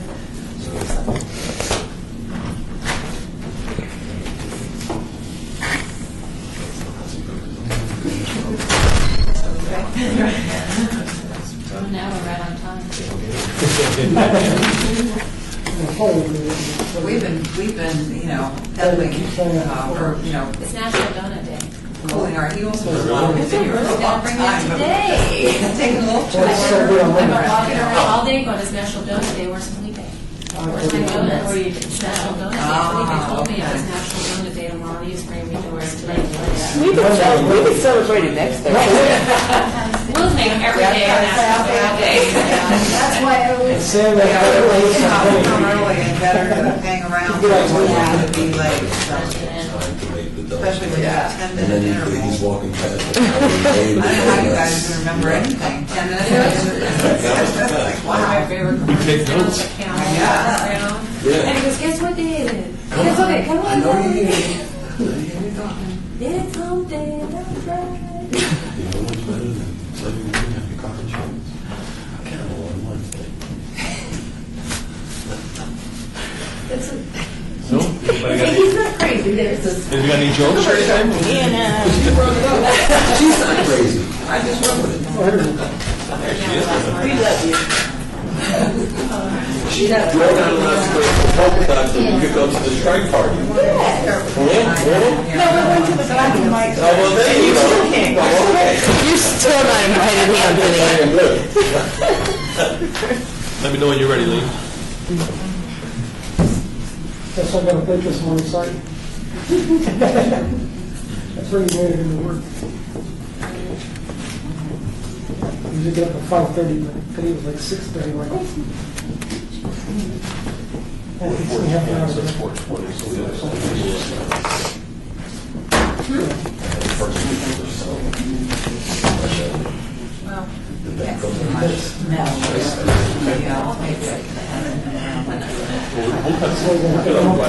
We're just glad.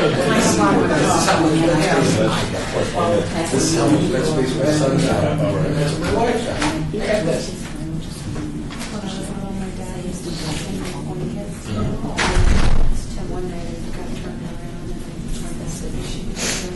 That way, you don't have Stuck. I want to say thank you for your help. You're very welcome. What did I know? What about him for Career Day? Oh, you're very welcome. Thank you. Oh, the kids were so excited about it. I was disappointed. He was supposed to come to my classroom after he did his presentation, and my first grade was like, where is he? Where is he? Thank you. And he didn't come. All right, can we get started? Yes, we can. All right, we're reconvening the meeting. I'd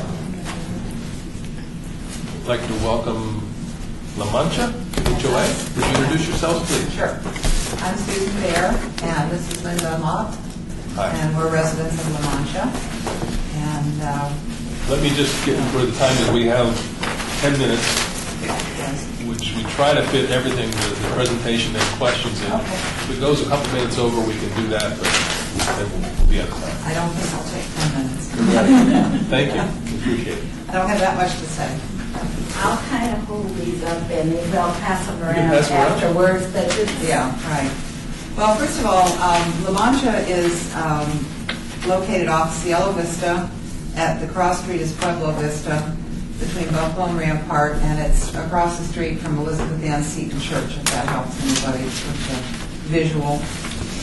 We're bordered on the north by Pueblo Park, and we're a small development of 44 homes, all single-story townhouses. And the development was built roughly 20 years ago.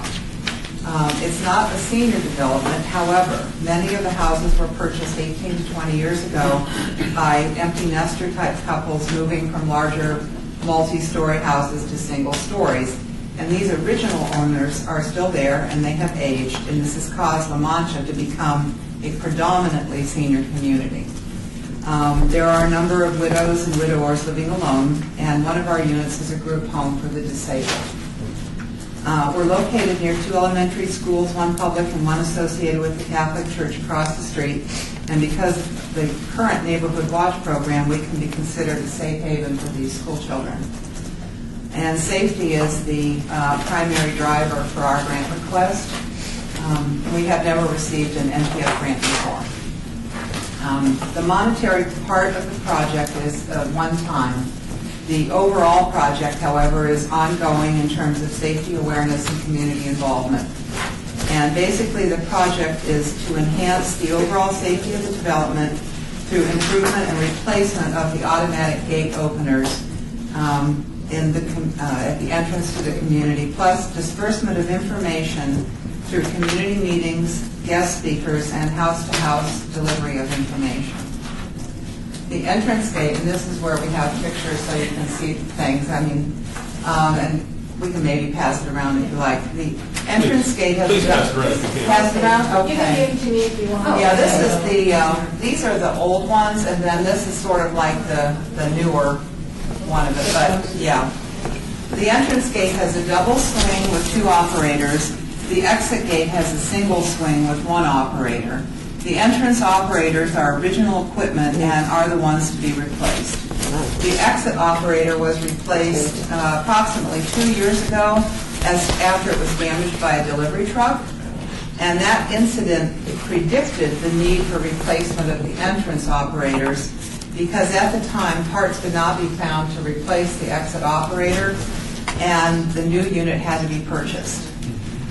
When the entrance operators have mechanical issues, their repairs have become increasingly difficult, and parts availability is questionable due to the age of the units. This project would be a proactive replacement of the operators before they fail. During the time that the exit gate was not functioning, and also when the entrance gates have needed repair, the community became more vulnerable to intruders and casual passersby. And we have recently experienced mailbox theft, lurking intruders, and 1 case of breaking and entering while the residents were at home. We recognize that gates alone will not protect the development from unwanted visitors, but consistently functioning gates do provide a deterrent. Therefore, we are also planning to institute a safety awareness program that would include a revitalization and expansion of the neighborhood watch program we already have in place, arrangement for guest speakers at our monthly meetings from Metro or from Kathy Perkins, other things. And I have to say that my cohort here is retired from Metro, and so she's got many connections, and she would be a good source for people providing information and materials for us. And delivery of door-to-door safety-related information for people who aren't going to be maybe attending a meeting, and email blasts to residents. So basically, creating a safer and more secure environment would have a positive impact on the neighborhood and the level of comfort for the residents. So the core project team, and I'm going by this sort of little outline of what I needed to present. So core project team is comprised of Lynn Dunlop, Doug Van Gilder, who wasn't able to be here today because he was at work, and myself. The extended team includes the HOA Board of Directors, which would be Ted McAdam, who's president, Marvin Bernstein, Dale Leatham, and Jane Ann Morrison. In addition, other residents have volunteered to participate in the ongoing safety programs. The core team has met a number of times, and 2 of us have also attended the class put on by Maria Castillo-Couch. The project has been discussed at HOA board meetings. And the funding amount requested is $4,000 to offset a portion of the cost of the 2 new gate operators. We've also received a donation of time and talent from our property management company to work with the vendor of the equipment to oversee the installation and assure a quality job. The management company will handle this project outside the normal function and without additional charges to our community. And we appreciate your consideration of our application. Thank you. Ward 2. Yes. Ms. Gilbreth. I just want to disclose, just out of an overabundance of caution, Susan's husband is John Bear, who also works in Susan's office. You knew me, didn't you, Ann? Yes. I just happen to also be on the, yeah. She's on our secretary of our board. Right. When you say it's the exit that was replaced 2 years ago, right? This would be the counter for the 2 entrances. I was looking at the pictures, and that was pretty obvious. Yeah. 20 years old. Yeah. So my other question was, you put in a request for $4,000, and then you said $3,000 would be a minimum. Understanding the funding constraints for the economic situation. Would you be able to go forward if it was even less than that? I don't know.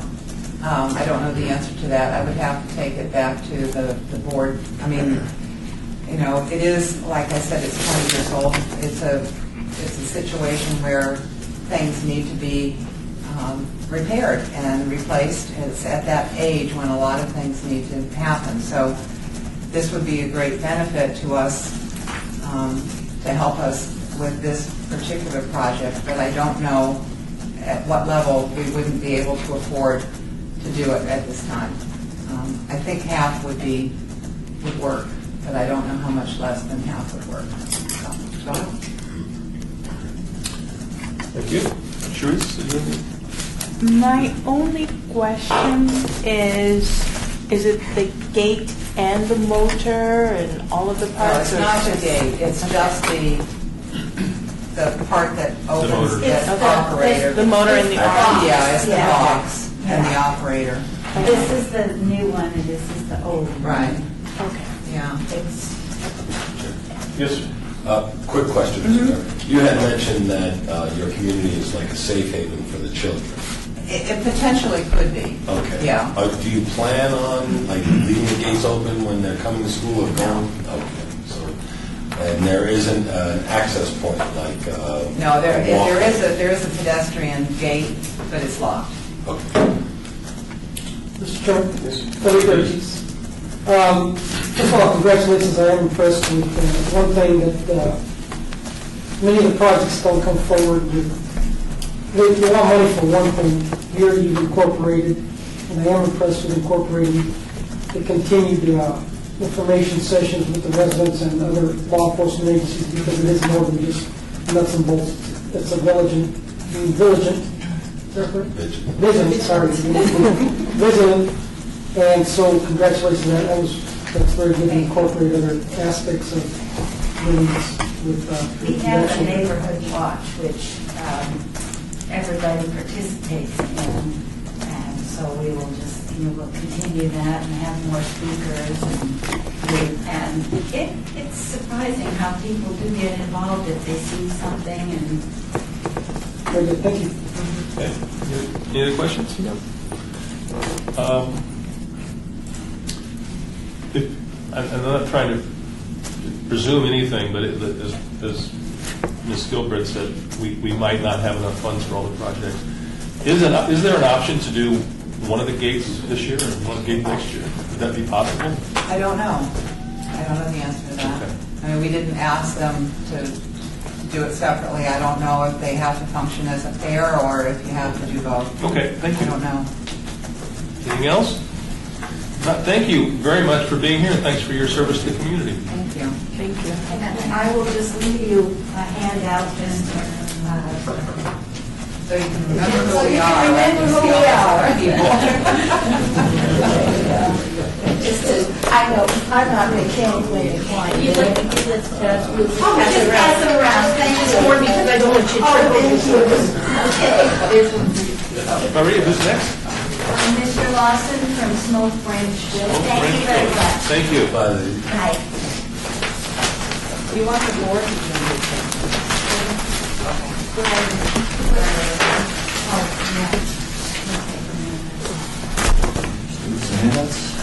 Be careful, I'll do it.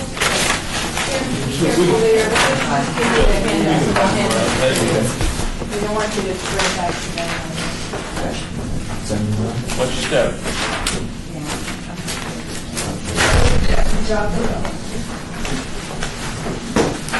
Can you introduce yourself, please? Yes, good afternoon, ladies and gentlemen. I'm Tim Lawson. I am the 8th grade president of Smoke Branch Villas. Welcome. Our project coordinator, Joe Kahoot, wouldn't join me and would have been listening, in fact. However, an opening came up and I had to take it. We had unexpected surgery that was in the hospital. Smoke Branch Villas is a small, gated condominium community. It's located on the northeast corner of Smoke Branch and Michael Way. We have 115 units, all single story. We have a very, very hands-on board of directors. There are 3 of us. I've agreed to serve another term, as have my 2 other board members, and I've lived there about 12 years, and this will be my 6th year on the board. As a community, we're pretty tightly woven. We look out for one another. And unfortunately, with the economic downturn that we've all faced, Smoke Ranch Hills now has a delinquency and assessments rate of about 20%. And we have, out of 115 homes, we have approximately, I think we'll just I believe we have 6 now in which people have walked away from the loan. And that's why I was very happy to hear about the Neighborhood Partners Fund, because it becomes very difficult people with small communities to operate when you are not receiving assessments that you're used to receiving. As a board and as a community, generally what we do is we have a lot of hands-on involvement to try to raise funds for different projects. In the past couple of years, we have begun a re-landscaping project, and we restored parts of our clubhouse, a fitness room, that kind of thing. In order to do that, we have, we stage a couple times a year. We would stage yard sales, and what we used to have them there a few years ago. One day a year, people could open their garages and we could sell them if they wanted to, and the public would come in. But I said, we would rather have you donate those items to us, and in a way, the funding will come back to you because it will go toward projects, and we will not have to do any special assessments, or hopefully not have to raise our assessment fee. So that's how we were able to fund these last two projects. Thinking about the Neighborhood Partners Fund was a lucky thing for us, because we have a couple of projects that we really need to address, and importantly, we really help us out with this. If you turn to page 2, you can see there that one of the things we want to do is we want to rebase our signage. If you look at the first picture where it says street of assessment units, and you look closely, you'll be able to see a red circle. That shows you where the signage, the typical signage, which is in the next picture to the right, is located. Now, a lot of our signs now look like the 2 pictures on the far right. They're weathered, and some are cracked, and one's actually missing. And the thing that has us concerned about this is that it's difficult when EMT or other emergency personnel come in. If you look at the first picture, you can see going down the road, all of the condos look alike. And it's somewhat difficult to tell unless you've made special note of that sign, which you can barely see, the street sign. You wouldn't really know which street you're on of the 6 streets we have in there. So one of the changes I'm hoping to do with this is when we replace the signage, we want to put the name of the street that you're on underneath the main numbers there. So, for example, that second photo would now say 5424 Cesara, number 103. And that's the only sign that designates, the correct address of these buildings. They're lighted at night, and we think that this is important, especially as although Smoke Ranch Hills is not a retirement community, the majority of our residents are 55 or over. And so we, every time I hear a siren, I'm just coming here as I stop. I have to wait and see other train in Smoke Ranch Hills. The second thing we want to do is we want to replace some of our lighting. The top left picture on page 3 shows you the type of dust-on picture we have. It's a sodium picture, and it lasts years. However, our complex is approximately, the first phase is 18 years old. The last phase is about 14 years old now. And some of these units have begun to fail. The other type of lighting we have is the picture below, and that's walkway pole lighting. Both of these lights serve to illuminate our sidewalks throughout the Smoke Ranch Hills.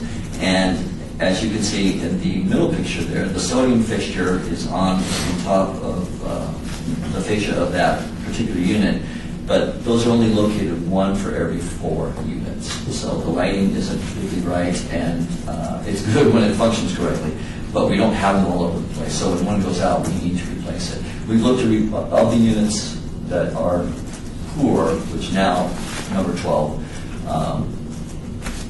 none of them will be repaired through bolt replacement. We tried that. The unit itself is no longer good, and we have to replace it. And the other part that has the sodium fixtures, you can see in the last picture on the right, those are our auto courts. And there's one of those for every 6 garages, so that area when you pull in is illuminated. And we have a few of those that are out. So we have 33 of the sodium fixtures, but we need 12. And they are about $80 a piece, but Lowe's has agreed to give us 20% off. You can see that in the pricing that we provided you. The only other picture is we have one of these pole lights that is not functioning, and after asking an electrician to come out, he says it's because a wire going from the pole down into the ground has broken, and it travels probably, I would say 35 feet to the power source. And he said the only way to find that then is we have to dig up, starting at the base, and trace it back to find out where the broken wire is and make the repair. And so those are the 2 projects that we have slated and hope that we will repair and find. Board.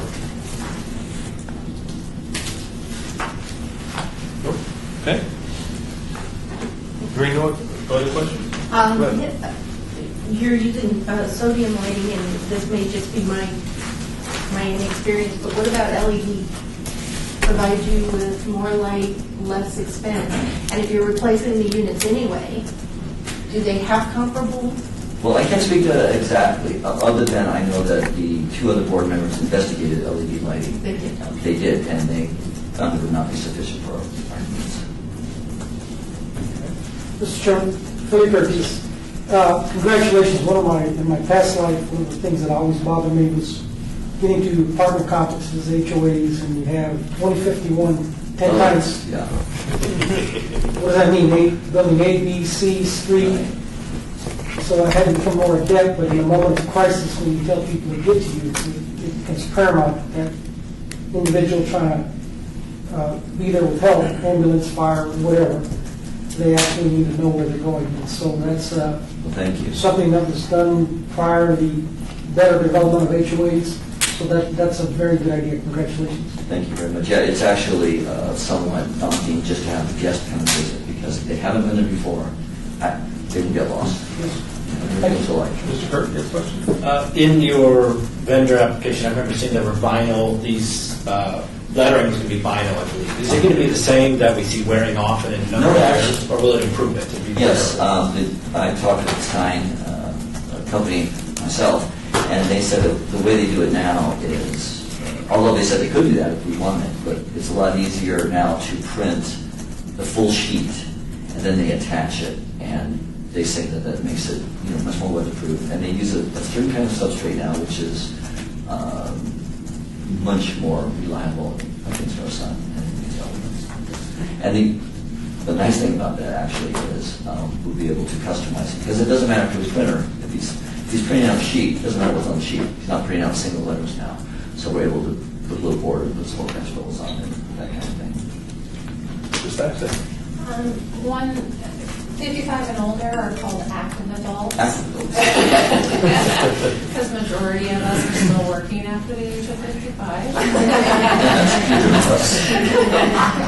But my question is how large are the new signs as compared to the old signs? They would be the same size, because some of the old signs have been on the building since we've painted. So we want to cover the area and not. They're like. So they won't be larger then? No. They're the same size. They're not. I am not a big fan of signage per se, because I believe it looks rather industrial.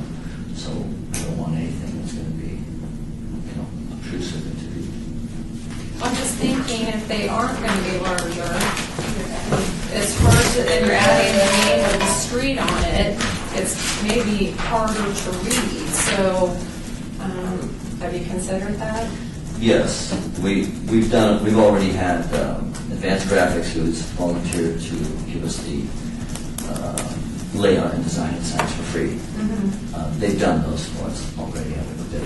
And actually, it's kind of hard to tell on this picture, but some of the signage was replaced at some time, some years ago, and it's very different. Well, you can see in 5424, you see how small the 100 to 103 is. But look at the weathered one on the right, how large the 104 to 106 is. Right. So we're going much larger than the picture on the left, but a little bit smaller than the picture on the right, so that we can have room to put the name in between. There are other questions. I have one last question. That is, we've asked everyone the same question. There's more demand than there is money, so the question is, you've said $3,000 or a minimum of $2,700. Can you do your project for less? Well, I doubt it. I doubt that we could do the whole project for less, because this is based on what vendors have said they would do for us, on their costs. If we receive less, we would either have to eliminate one or the other. I think. Other than that, I can only tell you, I didn't ask for more, and knowing that this would come, so I could eliminate. This is the cost to get this job done. In fact, to remove the $300 to make that less, we would give up a couple of neighborhood watch signs, and that was in the initial bid. Okay. Because we think we can get this from the police department now at a reduced cost. All right. Anybody else? Hearing none, thank you very much for being here. Thank you very much for your time. We appreciate it. Thank you very much. Who's our next victim? And I'm sorry, I didn't get your name. Eric? This is Centennial Point, is that Yes. correct? Centennial Point. Okay. Well, please have a seat, introduce yourselves, and if you want to pass that around, you're welcome to do that, or you can show us from there. It's up to you. You want to see it close? I'd like to see it close. Okay. Hi, my name is Christine Kazarian. I'm the president of the Homeowners Association for Centennial Point. And this is Eric Barrows, who's our property manager. We are located in the far northwest part of the valley, between Teepee and Grand Canyon on Grand Teton, which you'll see there from the plot map. And what we are asking for, this is our second Waveland Partners presentation. And this is phase 3 of our lighting scheme. And what we presented last year, what we're going to do again this year, hopefully, is some additional solar lighting. It's been really successful. The homeowners really love it, and so we'd like to keep going. We have a couple of mailboxes we still need to do, some sidewalks we need to light in our park, and also critical for us right now is an area just as you're coming in through our community gates. There's a stop sign, a sidewalk that leads to a crosswalk into the park, and it's very dark, and there's been some near misses, and so that's what we're focused on right now. And eventually, we should have about 4 or 5 phases before we're all done. They are solar lights, they work really well. They're very sturdy. American Solar Electric is the installer, and they come out every month and service it for us. These particular lights are spotlights, and they have a 50-foot radius of light around their put. And any issues with it? In the past, we've had some power outages, but the solar lights just keep going. It's been great.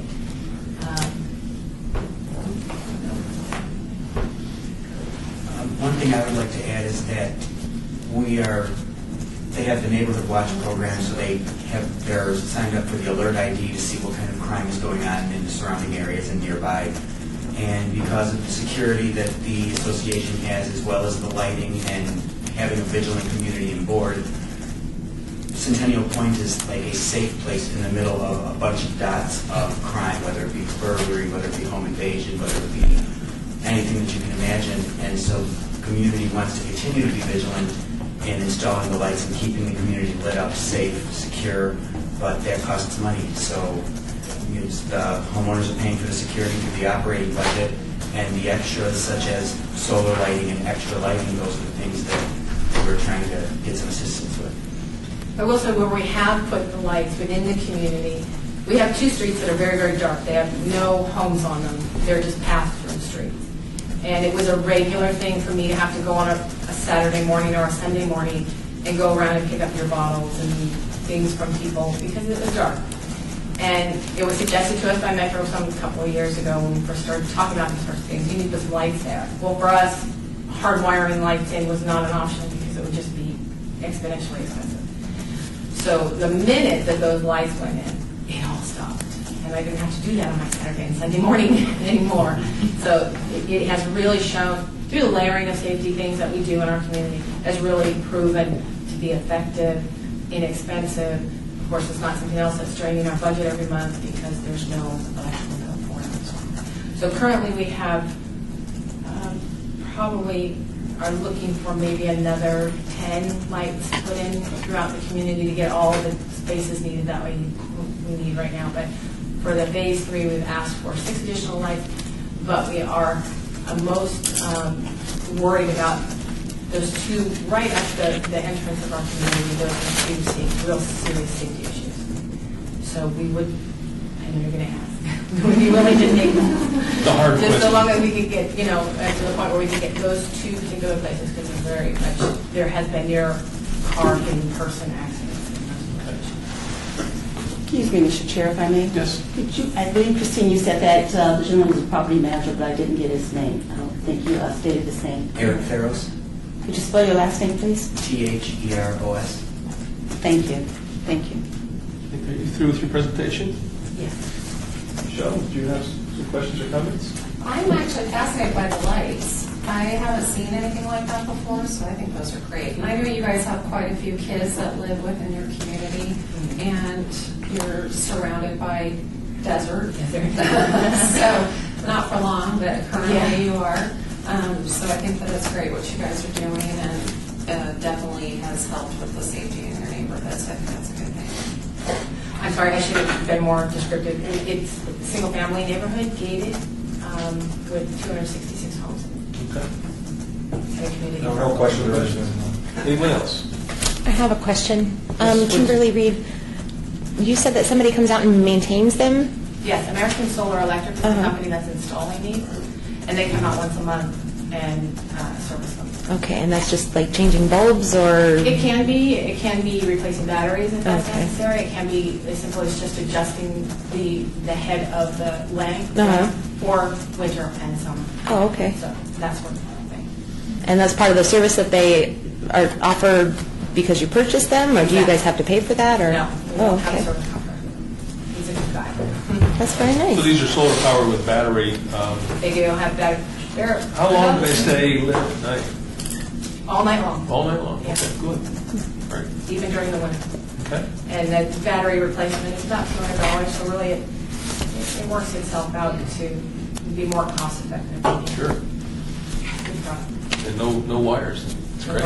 And he's a local company and it's locally manufactured, so we felt good about using it. Oh, it is local. Anybody else? Hearing none, thank you very much. We appreciate your effort. Thank you. Shall we move on? Next on the agenda is the equestrian estates, is that correct? That's right. Well, I just, I'm jotting down all the minimum questions, you know what, and she had just mentioned that she would pay as long as We'll do they less, take as long as you care get of the two those. done. Two done, okay. Welcome. Thank you. I'm going to guess you're with equestrian estates. We are. Oh, good. Then you're the right one. Yes, sir. Welcome, and if you guys will introduce yourselves, please. I'm Mike McDonald, president of the association. I'm Eric King, I'm the secretary. Thank you. In the interest of time, please proceed with your presentation, and then we'll have some questions. We try to get it done in around 10 minutes or so. Sure. I'd like to defer, Mr. King. Okay, we're requesting funding to put a temporary monument into our major association. We're basically bounded by Rancho, Campbell, Palomino, and Alta. We have a few homes to the south of there, but that's basically the area. Okay, we're requesting a monument to be put in the area of Palomino and Rancho on the northwest corner. Okay, the traffic signal was put in approximately 2.5 years ago. Okay, there's a large expanse of area to the north of Palomino that has some old trees and the right-of-way is very large. Okay, we want to entryway, let people know we have an historical neighborhood. Councilwoman is approving of this. We've been in discussion with various entities of the city as far as the right-of-way, the streets, landscaping, and so forth, because it's kind of dicey on where we would have this thing located.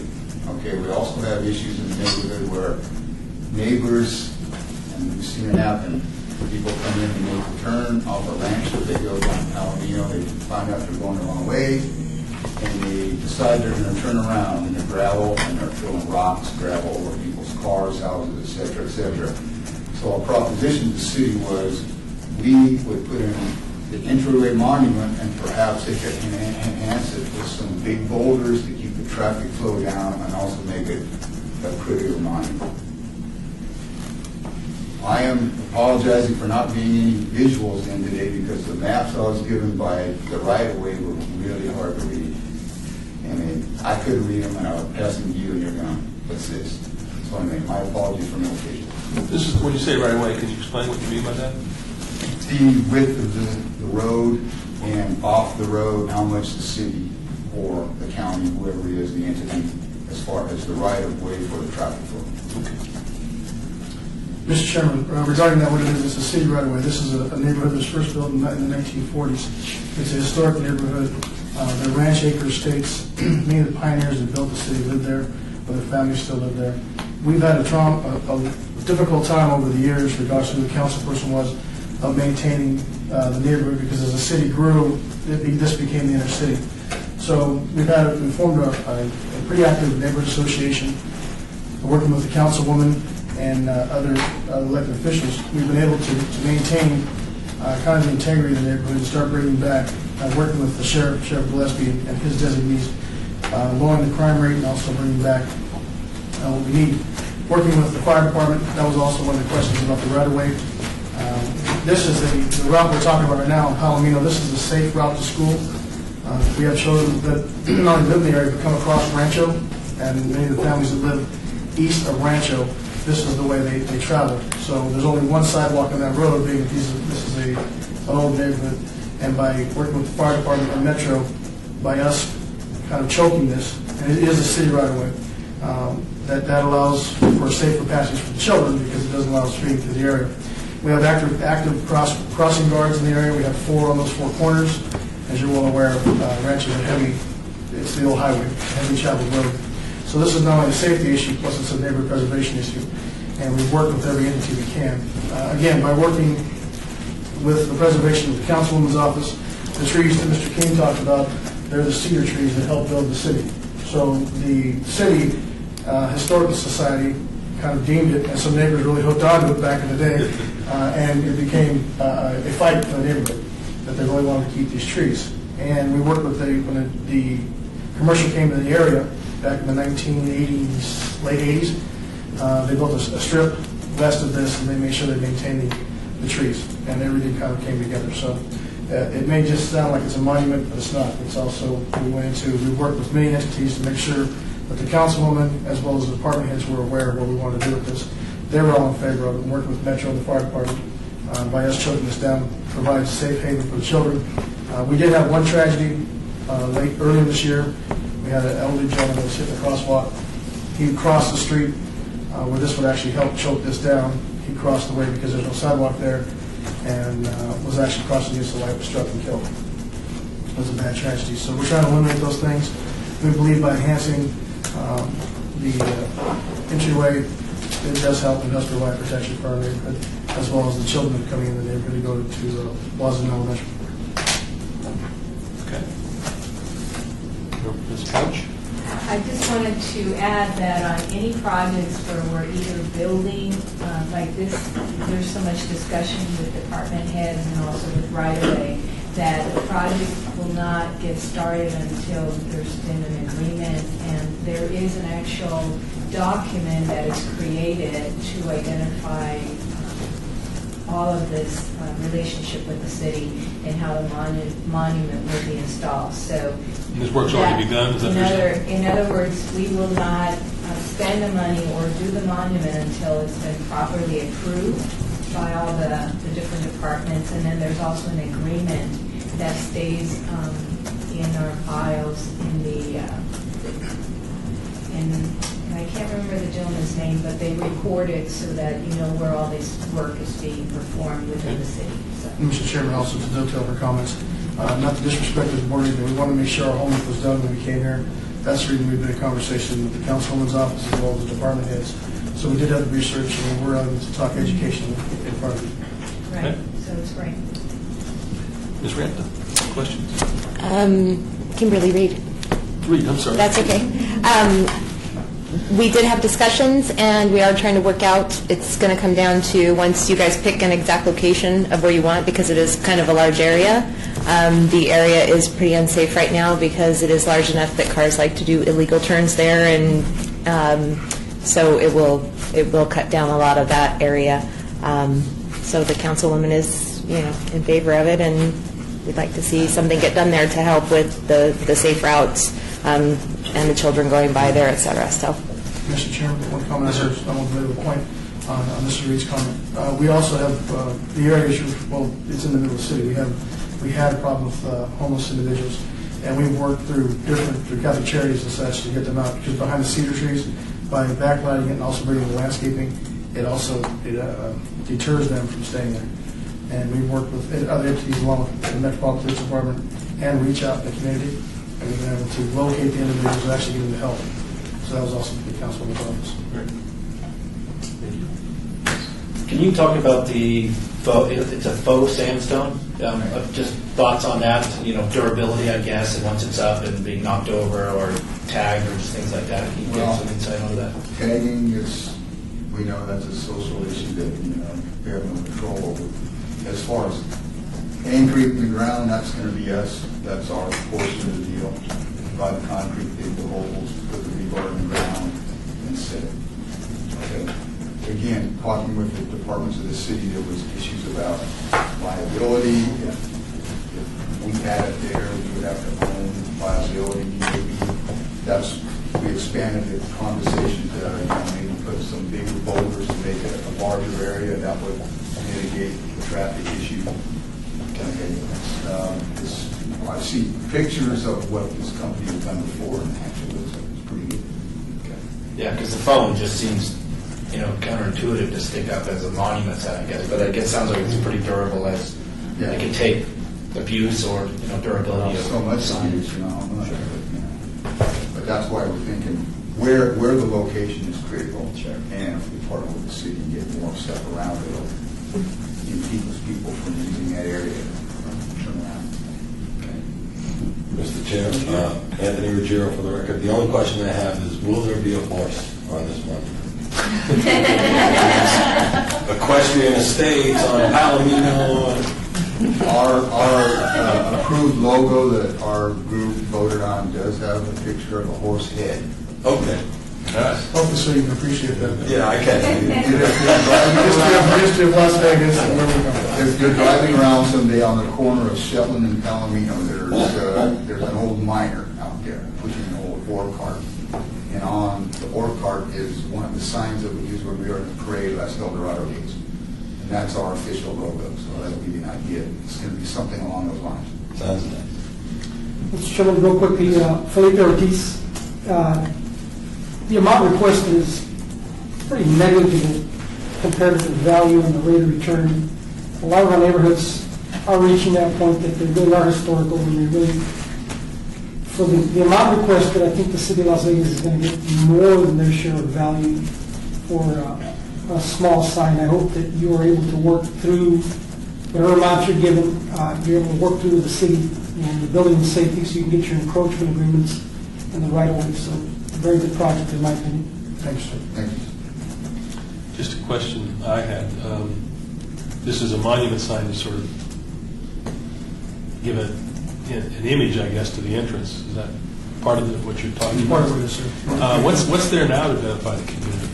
Not much, sir. We have Alto, we did years ago, we created, when they were expanding east of Alto, as they expanded east of Alto, then we go back to 90... East of Alto?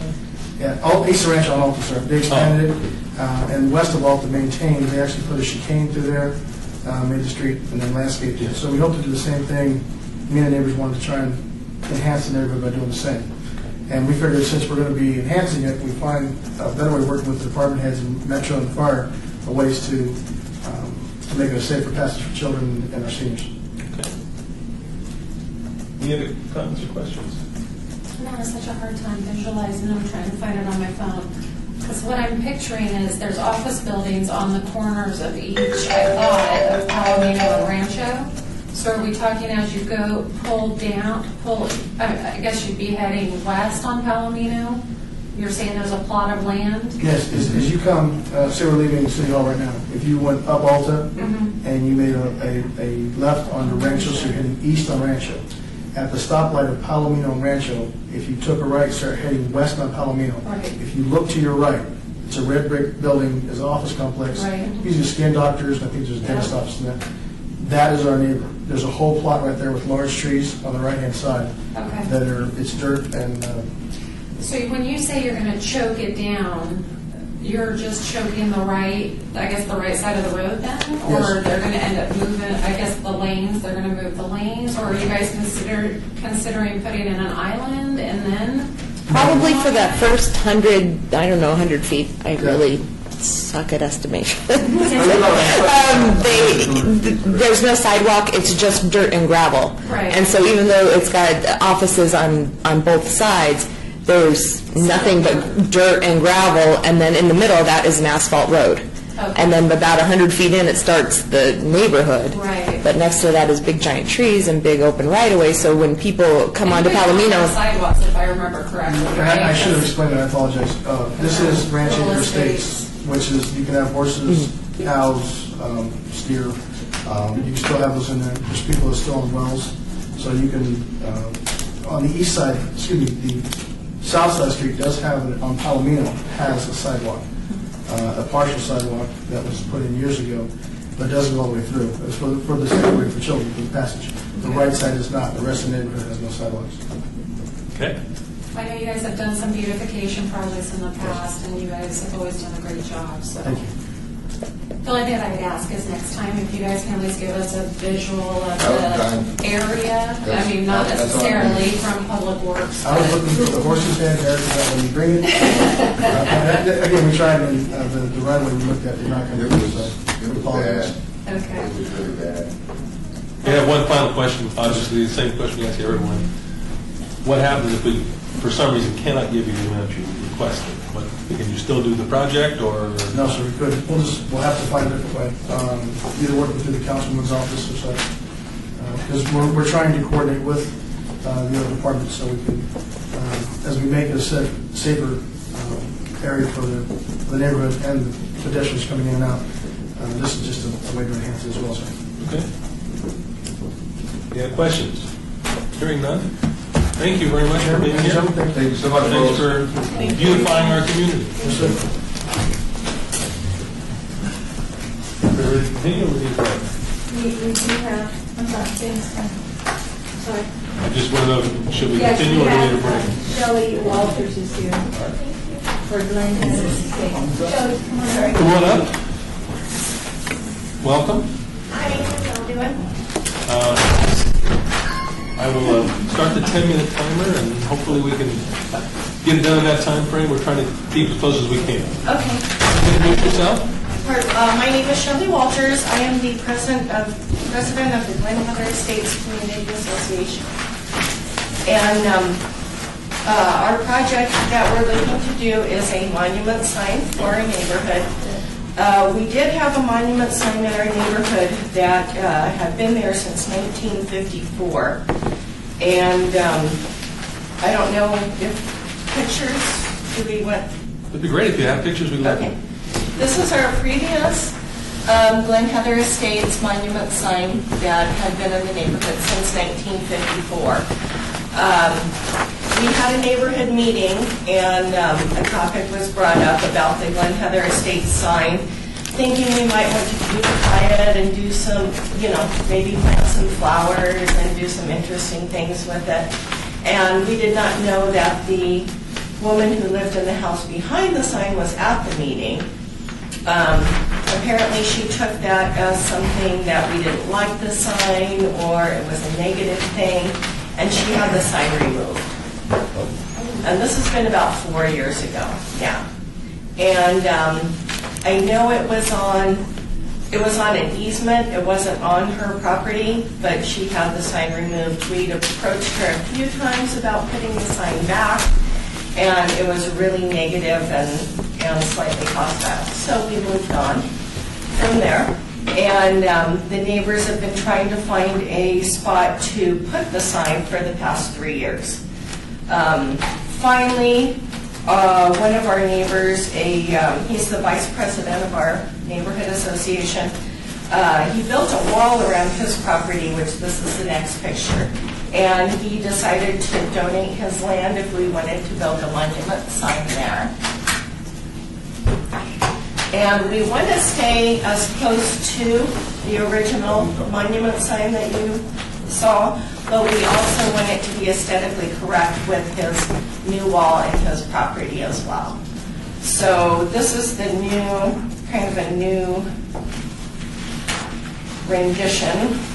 This is a good picture too of the old sign. I'll pass both of these. This is a new drawing of what the new sign would look like. And the... Sorry, you said that an owner was willing to donate their land for this? Yes.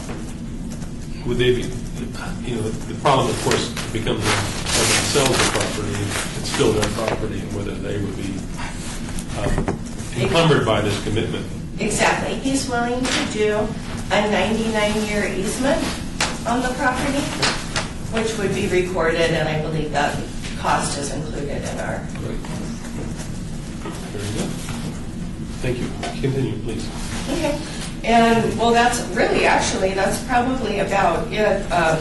The neighborhood's really involved in this. This is something that, a lot of people want back. A lot of people have grown up in the area, grown up in the neighborhood, and remember the sign their whole lives, and really want it back there as kind of a, pride of ownership of our neighborhood and that kind of thing. And the sign would be located on the corner of Inmar and Rancho.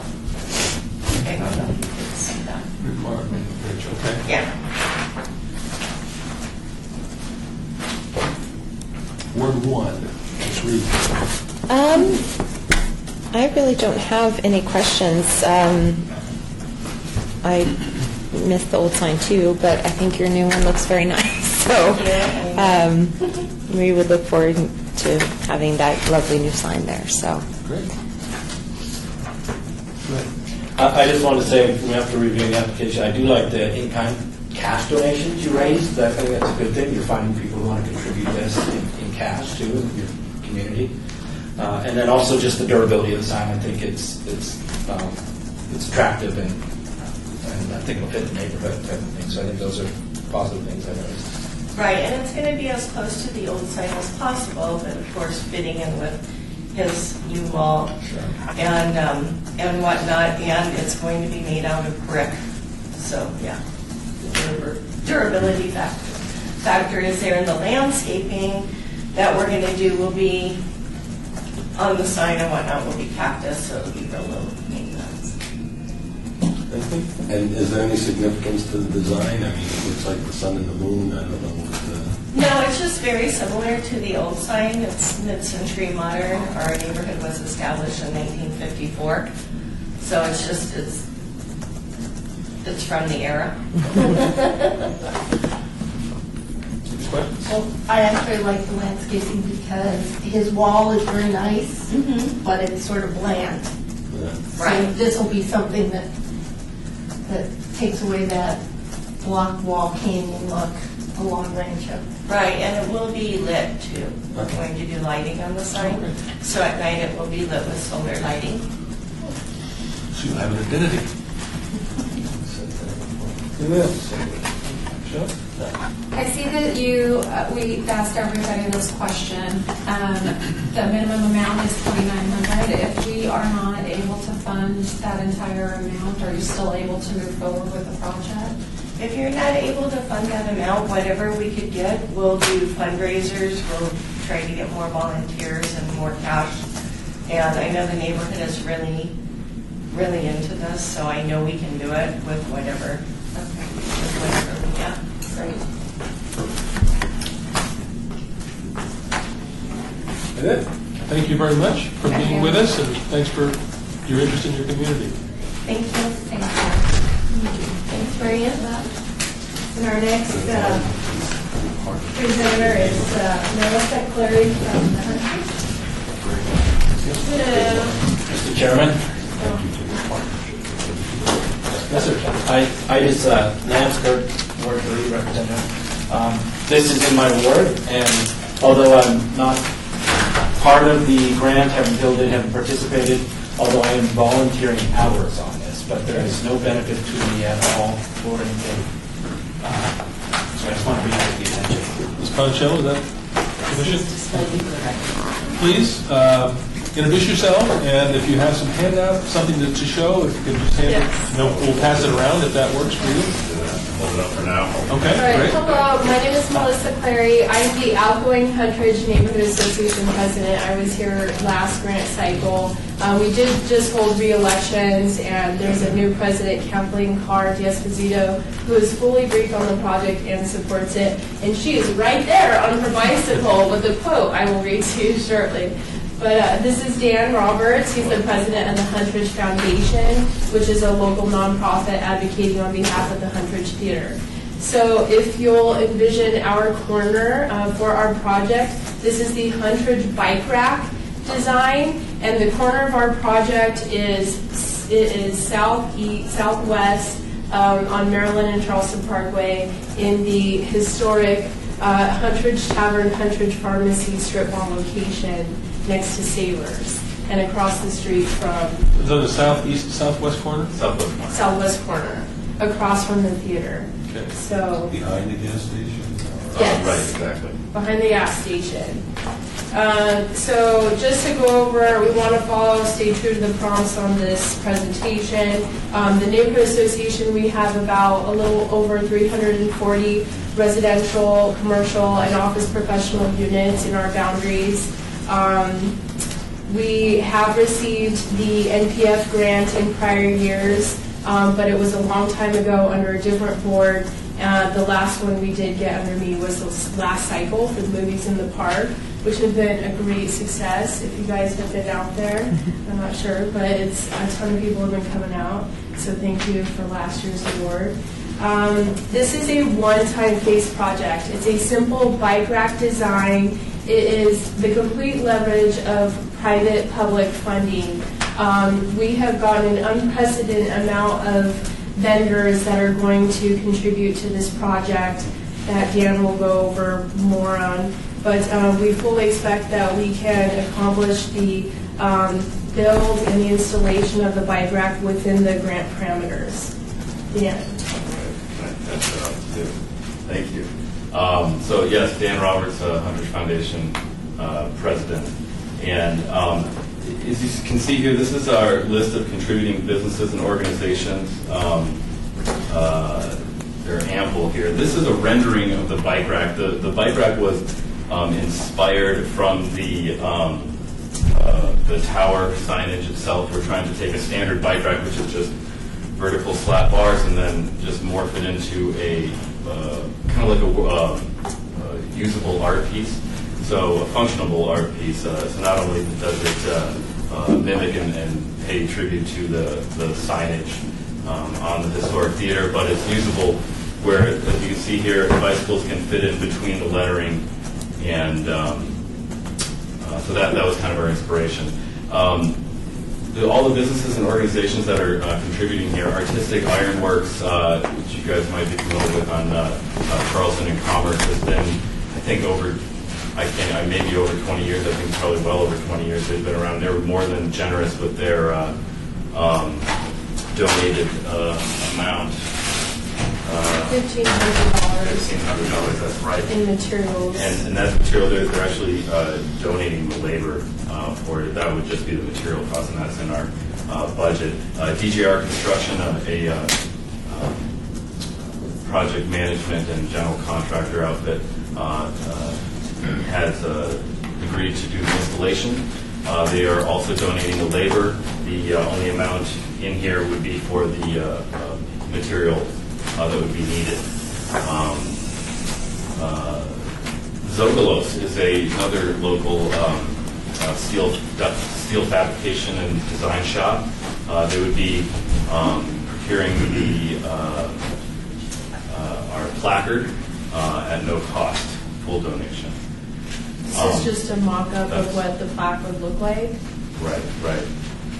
So there's in this specific area, there's been a large influx of bicycle culture. There's a lot of bicycle groups, as you can see here. This is Blinking Man, another bike group. It's actually an annual event that happens on Earth Day, and how many did they have this year? We had more than 300 bicyclists downtown. They started the ride at the Huntridge Tavern. There's also several weekly bicycle groups. One is pictured here. This is Hammer and Cycle bicycle group. They also start their weekly ride at the Huntridge Tavern, which would be the location that this bike rack would be installed. And this is a picture of the location. This is looking west across the face. The entrance to right here where this mop bucket is the entrance to the Huntridge Tavern. So right there against that red backdrop here is where we would install. Permission letter. Right, that's right. We do have a permission letter, and we also have the support of the owner there. What else could I talk about here? The Huntridge neighborhood is behind us, bike groups. Baja Taco is a restaurant that that we have chosen for our unveiling party, to cater our unveiling party. And that's actually kind of an important part of this, because we want to draw awareness to the community efforts and to the donations by the businesses to this, and we'd like to be able to invite media outlets and promote the businesses for their contribution to our project. And I'd like to point out that the same with our Moving the Park grant from last cycle, the bike rack is actually going to benefit all of the downtown communities. So we consider ourselves, cross-boundary with West Huntridge, Jonas Park, Southridge, Mary Crest. So everybody who rides around there will benefit from the bike rack. So it's actually supporting several associations. Absolutely, and people won't feel the need to bring their bicycles inside an establishment with them, because they'll be able to securely park them outside without the fear of them not being there when they get out. Yes. And we have, as Lance said, we have several volunteers. All of the incoming neighborhood association board from Huntridge is going to participate. Many of the management from the tavern, the pharmacy, will probably get other vendors in the area to help us out with the PR and marketing efforts. Do you want to read that from Kathleen? Or? And we'll end with this quote.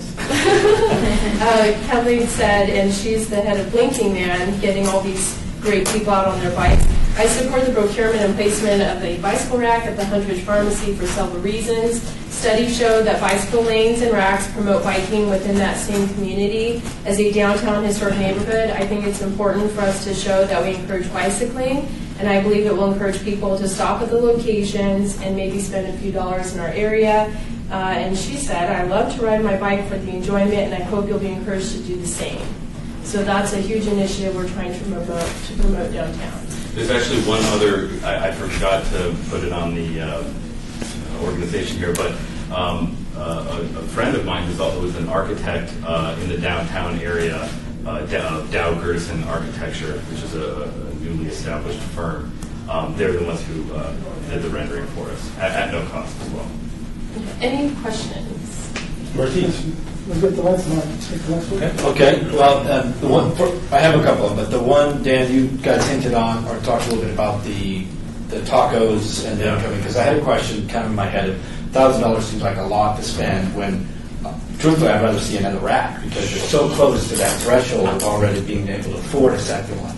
Right. But you did hint on the importance of bringing the community together and trying to support it and get them out, so. One way that That- Well, Let me just put please. in that, that is so quick here. That's $5 a person, it's like $4.95. It's So really we cheap. get like 200, the ability to serve about 200 people Right. at this celebration. We were hoping to be able to get a lot of people out there so we could promote the efforts of these organizations to a large amount of people, and it's never fun when you run out of food at a party. So I figured, and this was the cheapest that I could find, and it's very high quality. I had some last night, actually. Okay. Mr. President, Philippe here, please. First of all, this area here, the city, the county, the RTC is looking to create more walkable, sustainable communities, reduce the traffic, more bike lanes. You can already see it in the downtown area going east-west, and now they're working on Maryland Parkway.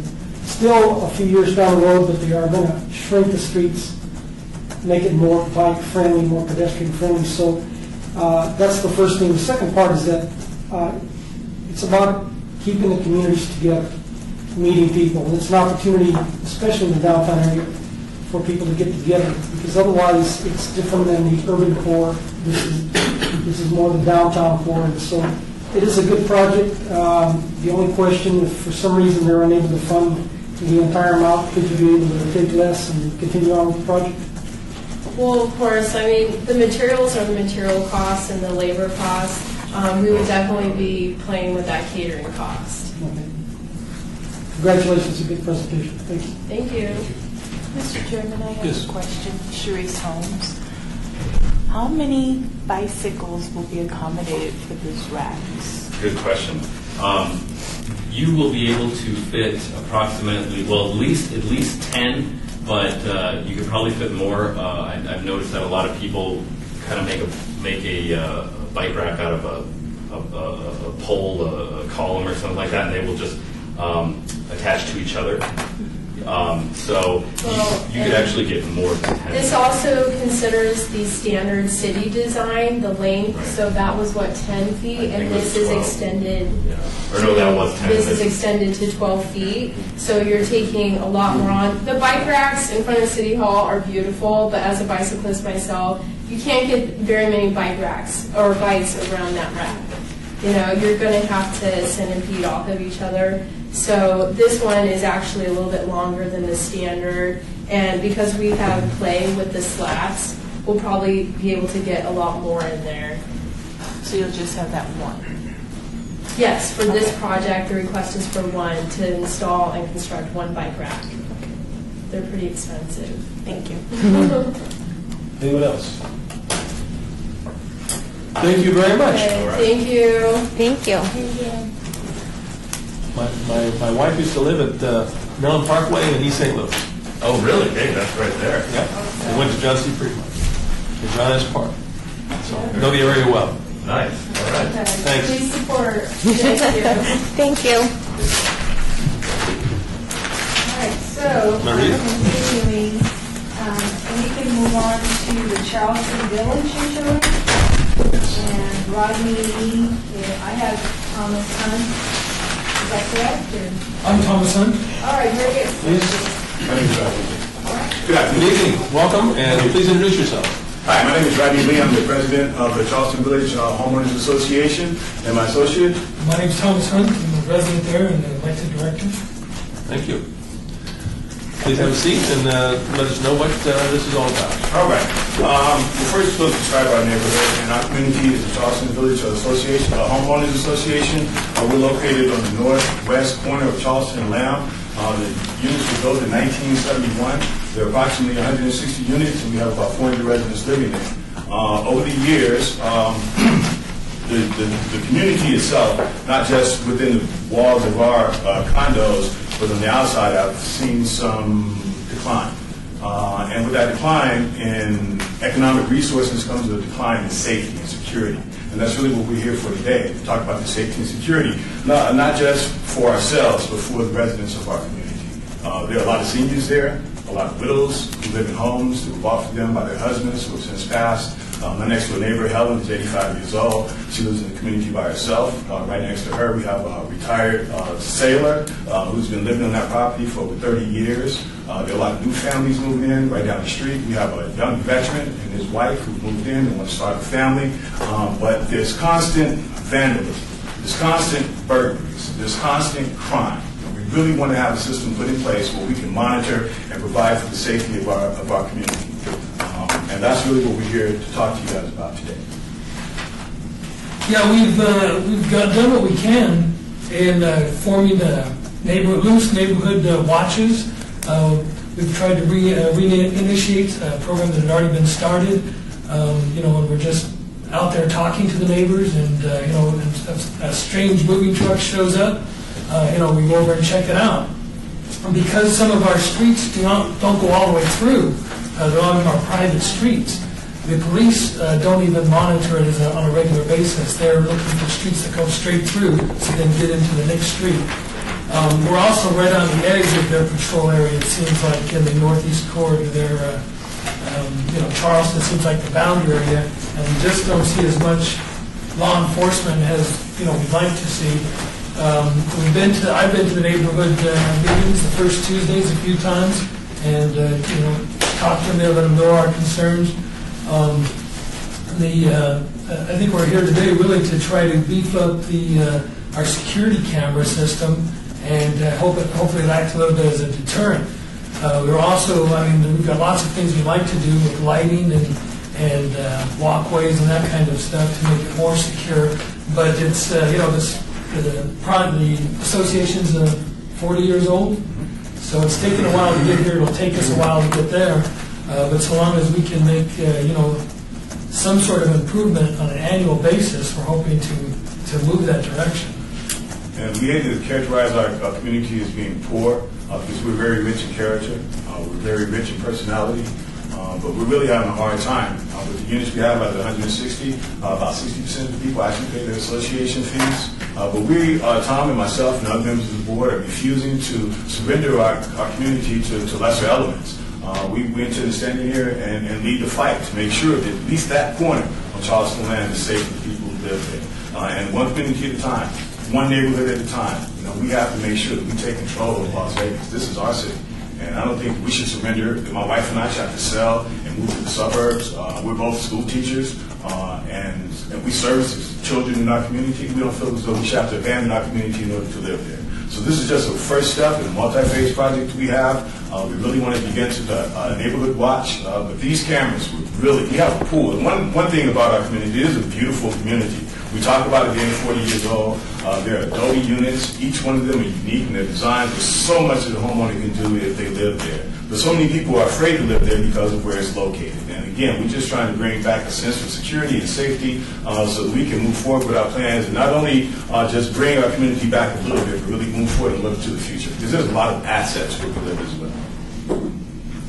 Okay, thank you. Mr. Ortiz, do you have any comments, questions? Yes, Felipe Ortiz, Ward 3. First of all, this area has been neglected for years and years. It is part of Ward 3, and it has the largest underserved population, the largest concentration of residents, the high traffic count on Charleston. Anybody trying to get up on Charleston going east, hopefully you're not in a hurry to get anywhere because it's really a busy area. And it really is a worthy project because as the city spends millions of dollars in graffiti, picking up trash, it's always important to get the neighborhood associations and the homeowners associations involved with the eyes and ears. So it really is, for the amount listed, it's really a negligible amount for the value that's going to be given for that corner. So thank you for your presentation. Thanks. I have kind of a follow-up with that. I can't try to recall it. Did you guys have any cash donations? You talked a little bit about 60% is only you're able to recover. Is there any cash if, even though it is a negligible amount, but we're not able to give you that, can the HOA contribute, or is there others that can? HOA, actually, our back is against the wall. We have our reserve funds, the money we have in place to do what we need to do. We have hired a security company. Originally, we came in as part of the plans. We found out you guys can't pay the wages. But again, we want to do something to really have an impact on our community, and that security presence is one thing. We need these cameras, and we don't have anywhere else to go. There aren't any vendors. There's no one interested in saving Charleston Village. We're the only voice for our community. So no, if we don't get the funding, I don't know how we're going to make it. But we're going to find a way. I mean, but actually, there's no one to give us anything or to help us or contribute anything to our cause. No, sorry. Mr. Chairman? Sorry. On your video cameras, are they going to be monitored? Yes, sir. And what we would like to have as part of our application is capability for Tom, myself, and some other members of the board to view that via the internet, as well as having a recording station that's right there in our pool house, so that we can retrieve that and have some solid evidence for the police in the event that a crime did happen in the vicinity that the cameras would be watching. Well, my question is, it's not going to be monitored like on a 24/7 basis. So if something's starting to occur and you see it, you're able to call the police when it happens versus just going, here's our evidence and this is what it looks like when we get it. That's what we want to have, is so we have the internet. Yeah, I'm interested in just having it open to the internet where anybody who has the address can come and log in and monitor for us. We've got, Ronnie said, 106 units in our community, and there's no reason that those people can't, check out the pool. Who's at the pool? Is everything okay? And especially with the security unit that we're currently employing to do their patrols, hopefully their people would also pull it up on the internet and look at it. Right now, I think legal is looking into would there be any liability by having an open format. But right now we're talking about just a dozen people having access, but hopefully we'll be able to open it. Now, are they wireless or are they wired? We haven't purchased them yet, and the idea is, to be able to be flexible. And in places where these criminal element can't get to them, right? Right. Any questions? So, non-mobile neighborhood watch. Everybody would just stay home and watch on the computer. He's got 106 block captains all at the same time. I think that's really... It's a neighborhood watch with a capital watch. It's absolutely, it's technology at its best. What about lighting? Is that another phase maybe in the future?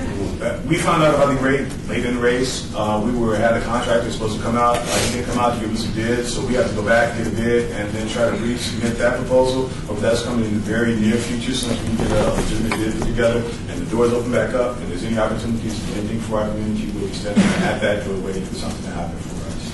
Well, kind of thinking, how well is the camera going to pick up if there is a lighting? There's two areas we're looking at. One is the residential areas, which I wish we had brought a picture. I saw the other people. I was really impressed with that. We don't happen to have one. But right in the middle of our community, there's a common area. It's a beautiful park. We just got some money from the Southern Divided Water Association. We had some zero skates put in around the border of that. There's an Olympic-sized swimming pool, and that area is well lit. That pool is almost like in the Serengeti at the water holes where the gazelle has so much trouble with the lion. That's what's going on with that area of our community. That part is well lit. That's where our cameras are first going to be hit, and we should be able to pick up any activity that's going on there. Like I mentioned earlier about the elderly people that we have living in our community, I like to call them the cocoon group, because a lot of times early morning, we see them all go together out to the pool. We just want to make sure that opportunity is still afforded to them. And we think that the cameras in that area is going to be really where a lot of my trouble spots are right now. I don't think you need pictures. I got great visuals.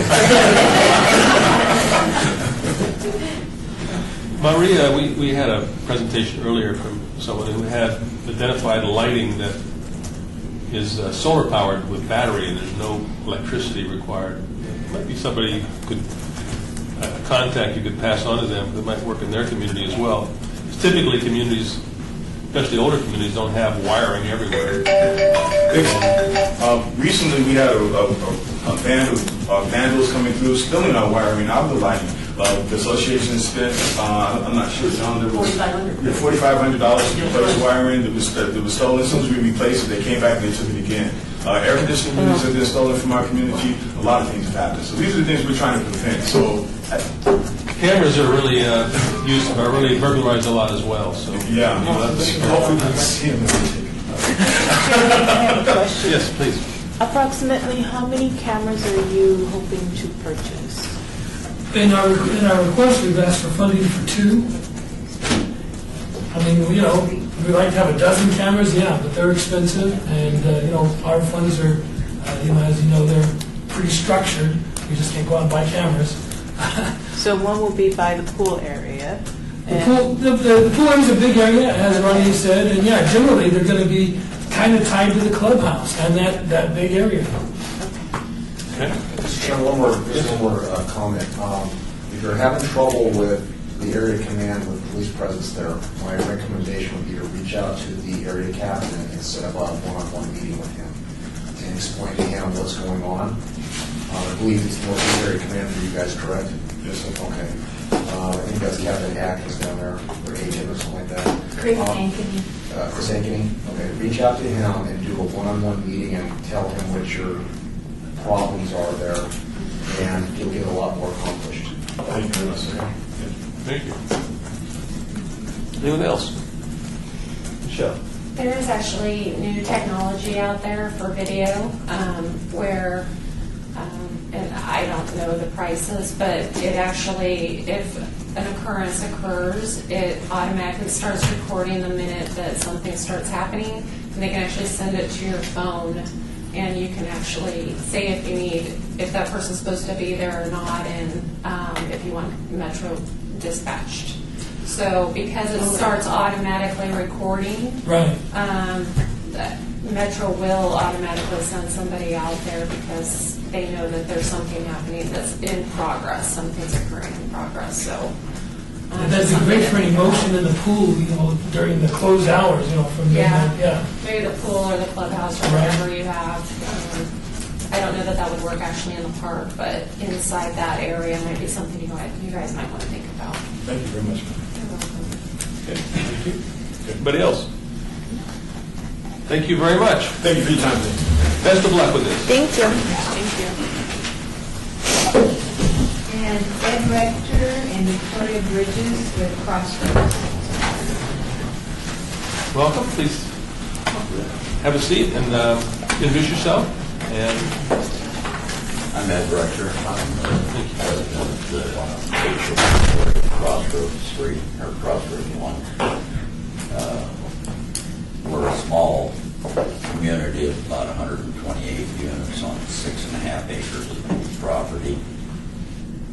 And as far as I know on the board, we've never had an NPF grant before, and we're trying to improve our community and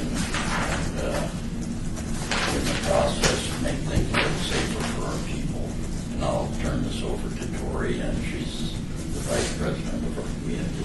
My name is Victoria Bridges Hudson, and we have spent a great deal of time repairing our property. Our property was built in 1981. We can house 450 people at the max, I believe, according to law. We have 2 bedrooms and 1-bedroom units. Our property is in disarray a lot, and I have many photos for you to look at. We have estimates. They range from $7,275 to $8,365 for the repairs of lighting and other things that we need desperately. We've had many break-ins. We had a young mother. We're attached right next door to a school. Give them the location. We're at 401 Lamb Boulevard to 465. Lamb and what? Lamb and Stewart. Lamb and Stewart. Okay. There's a little grocery thing there in the corner. And behind that, we have many things that we've already repaired, and I'll pass these around for you. We put a lot of money into it. We need a lot. We have a lot of problems. We have people walking and breaking our walls down, climbing over our shepherd hooks, bailing them out.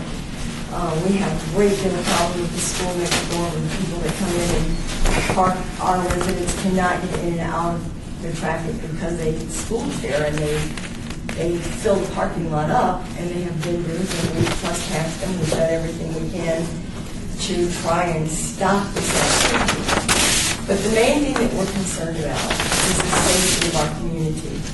We have a great diversity in our group. We're very much Hispanic, white, African American, black. We have every ethnic group, and we all get along very well. And we're trying very hard to update our community. I can't stress enough the problems that we have had due to break-ins, robberies, and I was going to give you a great example. We have a mother that has 2 little girls. One is in the 1st grade, the other one's not in school at all. She walked next door to get her child. Not gone 15 minutes. Her front door was smashed in while she was gone. Her house was ransacked and she was robbed. By the time that she got back, these people were gone. Where we did it, had to be watching. They jump over the fence all the time. We've tried so many ways to try and curtail this. I mean, I'm out there all the time. I have a chow. I walk with my chow. I catch the kids and I tell them, you can't do that. Doesn't matter. They don't care. We just really need security. We need lights. We need cameras. We put up walls. We put in shepherd books, which are the pictures that we sent around because they've been broken down several times. And there's just, all I can ask you mostly is if you could walk in our shoes for a little while and see the devastation in these families that are trying so hard, and a lot of them aren't working. It would open a lot of doors, I'm sure, because we try so hard. We have cookouts, we have a neighborhood watch. I go to church Tuesday, I go to neighborhood watch. I do as much as I can. I work full time and I'm single. So it's all of us. We all strive so much to make it a family group. We have cookouts, like I said. For our neighborhood watch, we had a really good turnout. We're asking that, we'll match whatever you give us. We will match it, our HOA group will match it. And donate many more hours. We have 120 hours already donated. I've probably put in, I can't tell you how many hours I put in, but I love doing it. I walk the area at 10 o'clock at night. I walk it at 4:30 in the morning before I go to work. I check everything, and we have many people that do that. So we're in desperate need for your help to help us contain the problems that we have and maintain problems. We want 12 cameras. We need lighting, and I was very interested to hear about the solar lighting, because that would be a godsend to us as well. Do you have any questions? Lance, good questions? Well, you kind of hinted at it a little bit, just, generally trying to understand the contribution that the HOA can make and the ability to make it. So you hinted a little bit, whatever you get, you guys will try and match. So you've got that commitment in it. So and it's an ongoing project. This is not just a one-time thing. Okay. We're committed to making our home a better place, our neighborhood a better place for our children, for our elderly. We have a lady that's 93 years old who lives in the back by herself, and she put up complete steel bars around her because she's terrified. People come over the fence, they bang on the doors, and it's pathetic. It's pathetic for people that have to live like that. And I walk with my dog. I'm not afraid. I go around at 4:30 in the morning. It's pitch black out there, and I have no fear of somebody coming because my dog is pretty nasty looking, but she really is a good dog. We won't tell anybody. Well, I won't tell anybody either. I hold her close and say, "Don't come near us." Okay. So. Well, okay, and it sounds like just the comment you made from the last people about getting contact with the sergeant, it sounds like that's a good relationship to have. So I have their numbers. I've been talking. I have Aaron's number. I have everybody's number over there. I've got their cards. I call them. We've had 7. In the last 7 days, we've had 6 police calls out to our place. We have actually gotten rid of 2 prostitutes, 2 drug rings, just by ourselves. Before we really, this is a brand new board. Our board is brand new, and we are really dedicated on making a difference. So I would beg you for your help because we desperately need it. And we have so many people that are by themselves over there, elderly and young. Mr. Chairman, Philly Gerke's, Ward 3. This is another neighborhood in that area. There's a huge concentration of people that go to that area. Why? Cheaper rents. Economy went down, everybody looking for the cheaper rents. Not in this HOA, but in the surrounding areas.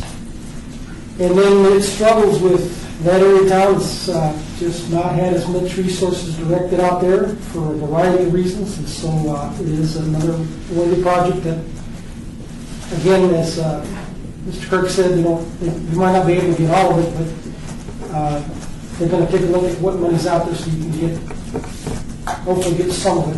But, they'll have to take a look at it, but we will work very hard, and we encourage you to continue to come back and ask for more money every time. Oh, we'll be back every year. Because everything that we can get just helps our community, and we are willing to match it. We're willing to do garage sales. We're doing everything that we can to produce, and we would like to do events across the whole front because it would help with the kids and it would help with the problem that we have with the school traffic.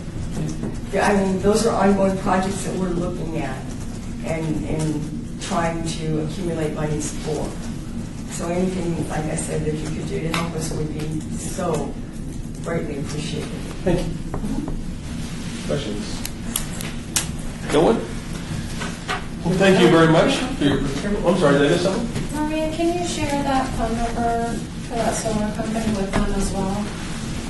Well, I wrote it down. I'd have to go to Zoom Brand to look at the company because I don't have it in front of me right now. No, But I yes, understand I will send it to my friend Joan Phillips, with whom I've had a lot of conversations. And I will send her the information for all her neighborhoods. Great. Thank you. Anything else, Mr.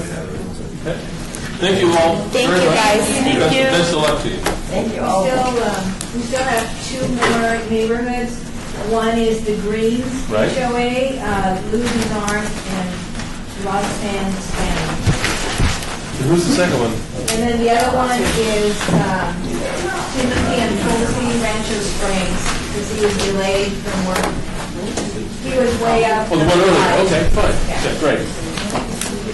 So Greens is next? Yes, I'm Lou Dizon, I'm the president of the HOA, and this is my board wife. She's Why is she? we're on the HOA board together, and she's kind of my, we're work spouse. We thought you meant she was boring. HOA board spouse. And usually when she talks to me, she probably gets a little bored. Our community is on Washington, just east of Decatur. The community's been there for almost 35 years, right across the street from the golf course. Decatur, what? Decatur, Washington. For me personally, the community is, obviously, because I live there, it's important, but in my life, it's been kind of an important thing, too. I grew up in that area. I've lived right around that intersection for most of my 50 years here in Las Vegas. And as a teenager, going to school over at Western High School, I remember when they started building the Greens. And back then, we only had a couple gated communities in Las Vegas, or at least at that end of Las Vegas. We had Spanish Oaks and we had Rancho Circle. So I've seen them build this gated community, and I'm like, man, that's pretty cool. We're going to have a gated community in our area. And I remember always looking at those houses and saying, it'd be so cool to live in there one day. And well, here I am. I've been there for about 10 years now, so I'm kind of living my dream, which is pretty cool. And it is a great little community. We've got 123 homes in there, about 450 residents. Being that it's as old as it is, it's a little bit dated. The paint palettes and so forth are still the ones from the 70s. It's time for us to start to modernize the place a little bit. And the presentation that we have today is kind of twofold. One of it is to modernize and beautify the Washington side of the community, which is what we want to do. We want to paint and plant along the Washington walls, but it's also going to, much like the two associations that were here before us, give us a little bit more security. We've got one wall area along Washington that it's just a brick wall. It's a high traffic area. We've got grocery stores and stuff up the street. We've got kids that come by from Gibson and from Western. And we get a lot of people jumping the walls. And we're not to the point where the other communities were that we're here in the last few minutes, but we're starting to head that direction. And so we're hoping to be able to kind of headed off at the pass a little bit. We are a community that doesn't have an abundance of money, again, kind of like some of the more urban communities are. But we're at the point right now where we're starting to get a little bit more financially healthy. Some of our bigger projects that our reserve funds have had to go for are being taken care of. And now we're finally at the point where we can start to do some of the things like we want to do here with painting our wall on the Washington side and putting some plants in. Our proposal is to put pyrocanthus along there, and the reason that we picked that is because as they grow, I don't know if any of you ever tried to climb a pyracantha, but it's not an enjoyable experience. And so, again, it'll add to the security. Also, part of our project is a little bit more xeriscaping, again, to try to keep the cost down in the community. Over the last several years, we've done a lot of xeriscape in the community to make it a little more water conservative, and we're going to pick up a little bit of that in our proposal as well. Roxanne and her family have been, and we have a lot of day one residents. Her family were some of the original residents in the community, and we've got a lot of day one residents. And much like the folks from Mr. Lee from Charleston Village, we've got some folks that they're getting a little bit older, starting to pass on, maybe retire to other places. We're hoping to be able to start to attract some younger families into the communities. We don't want to turn into a giant apartment complex. I mean, we've got a fair number of renters, and that's fine. There's a lot of good people in there that rent homes, but we also think that it's important to have some ownership. And so to make it a place where, when a 25, 26-year-old couple with a newborn comes in and drives by the place and says, hey, you know what, that looks like it might be a cool place to live, much like when I was about that age, I thought, that looks like it'd be a great place to live. And that's a lot of what we want to do, Roxanne. Well, like you said, the pyracantha is going to be a huge deterrent because our walls are pretty low and they can get over them. And we are still the original 1970s, that Navajo white. And whenever the city gets there, they come out and we have a lot of graffiti. But we end up with crazy color walls. This way, we'd at least be able to have paint in there that we could go out and repaint over what they painted so it would look nice. And we have recently purchased a new camera system for our front gate area because we had to put huge magnets on our gates because people were pushing our drive-through gates. We were fixing them every week. It was costing us thousands of dollars. And by doing this, we can stop a lot of people jumping over. It's going to really help a lot. We have security that's getting calls constantly. Someone just jumped over the corner, and we can't find them. They know where to jump back over again and get away. But I'm not going to play in those doors, and I don't think they're going to want to either. We didn't have security for a long time, and again, we're getting a little bit healthier financially. So we're at the point now where we have security about 6 hours a day. And so to have security, something that helps us with security for those other 18 hours a day is pretty important. A couple of the other questions that are on the sheet. We haven't applied, as far as I know, for any grants from folks before. We only found out about it because we have Joan on our team now. We were kind of the Ma and Pa Association before, where we didn't have any professional help. And thankfully now we do, to kind of steer us into programs like this that hopefully will be able to help us out. We've also been fortunate that we've got a lot of good vendors. Our landscaping company, the folks that do a lot of our maintenance on site and stuff have stepped up and donated materials, donated time. And we've got a lot of folks in the community that are excited to get this kind of stuff going and to hopefully update the community and add some security as well.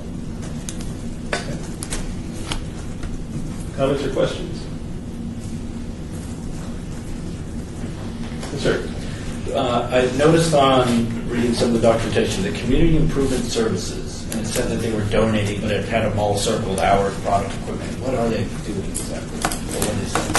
They're the folks that are going to come out and help us with the painting portion of the project. Like I say, they do a lot of maintenance and stuff for us, and some of the maintenance involves painting interior walls and things like that. So they've donated paint and time. Okay. Paint material and labor. Gotcha. Okay. Good.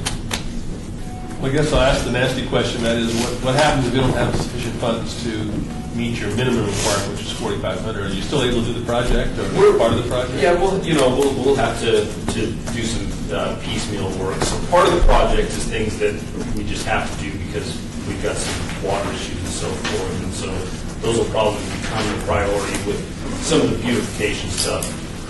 Take the back seat. Anyone else? Thank you very much. Thank you. Best of luck to you.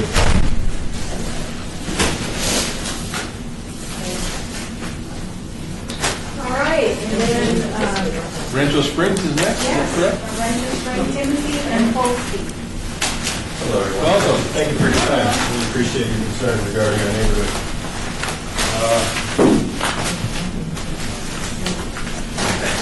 I don't know what to say. I don't like all these people that we have our issues with break-ins and car theft and things, but we have a really close-knit neighborhood, and I would like to hear some ideas about doing some things for the kids in the neighborhood. We have 60 homes in Rancho Springs. We're bordered we are to the north of Rancho Bel Air. We're to the east, of Springs Preserve, and to the east, west of Rancho, in the south of I-95. I just put these things out here. Give me a second. I need to get my notes. I'm going to refer to them quite often. I'm a little nervous about public speaking, so I'm going to try to do the best. You're doing great. Thank you. Get through this. Get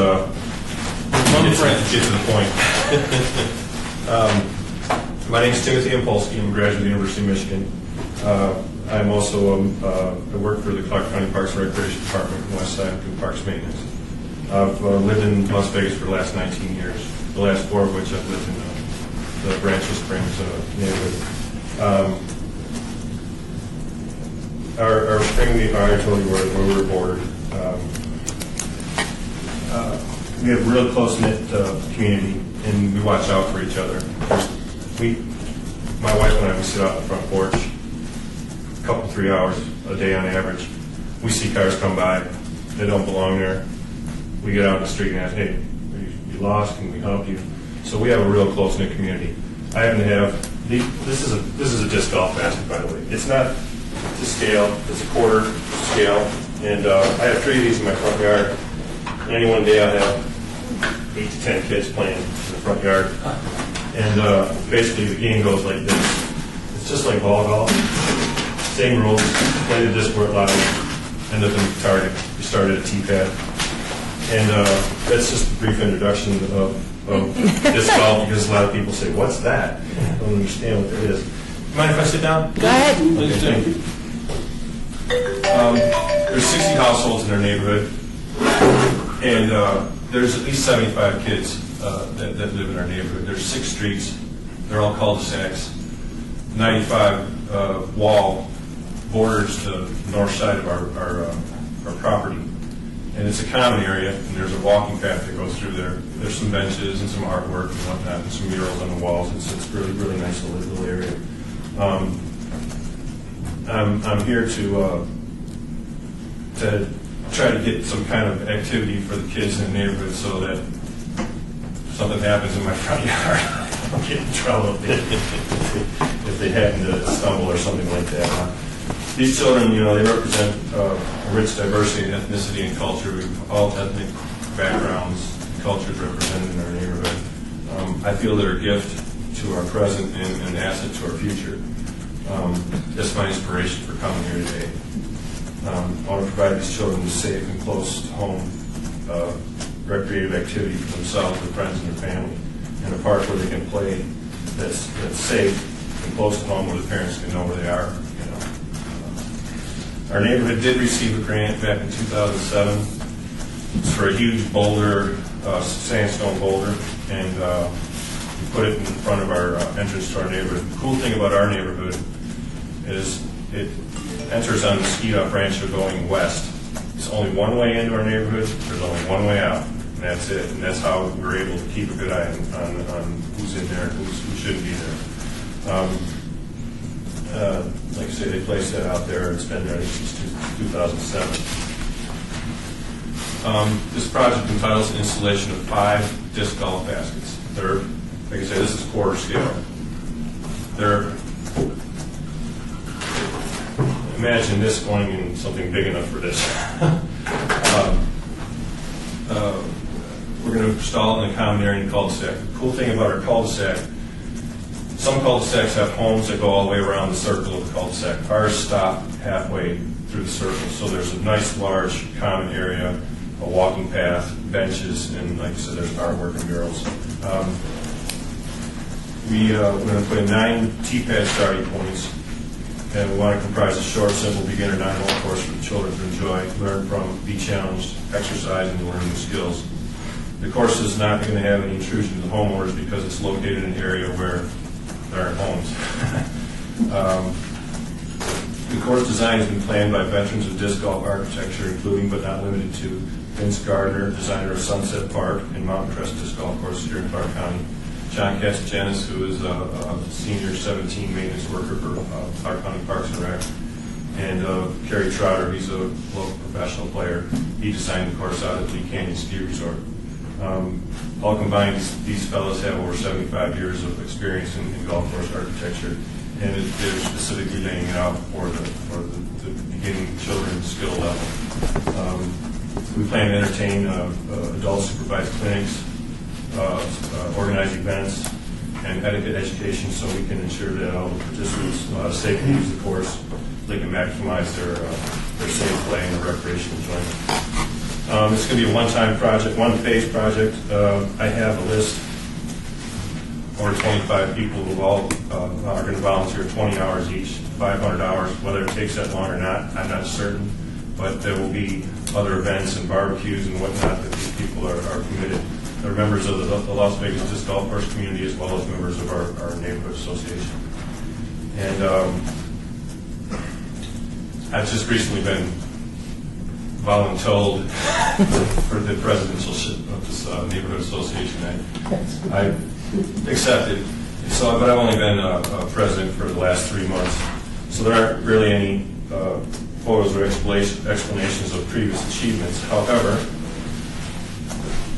pardon me, my photocopy went out, but there's I build baskets from the ground up. It's more a labor of love than it is anything that's economically or time-wise feasible. But I did this here in Las Vegas, and I also did it out in, I was running a bed and breakfast in Italy in Porto Termini, and I installed Italy's first and only designed, constructed, and installed Italy's first and only disc golf course. So that's a prior achievement. Here's some photos of disc golf courses throughout the world. I made a calendar out of it, so I thought I'd share that with you as well. Regarding the funding, I have good news about that. The original proposal, okay, I don't know, do they have copies of these? They actually went into the software that's Okay. in there, so they looked at it. I'm not sure if they're going to remember everything, All but right, well, I'll just give you a quick breakdown. The Disc Golf Association, they're located in Watsonville, California. Because I'm a member of Las Vegas Disc Golf Club, they've given us 10% discount, which we can, I understand we can apply to the matching grant. Right. So the baskets, and we're going to have 9 T-pad starting points, 5 baskets to combine to make 9 holes. So we go up 5 holes and come back 4. And the total for that is with shipping is $24.43. That's the meat of the project right there. Well, the labor is also going to be very intensive as well. But I started looking at this, and the synthetic grass, the boulder placement, which would be the reject sand, and the nails for pounding the synthetic grass into the ground. I've talked with Davy Tree. I used to work for Davy Tree. They're going to donate 5 yards of mulched tree bark. Get rid of the synthetic grass. We don't need that. So, Mr. Upton, yes. We're starting to run out of time.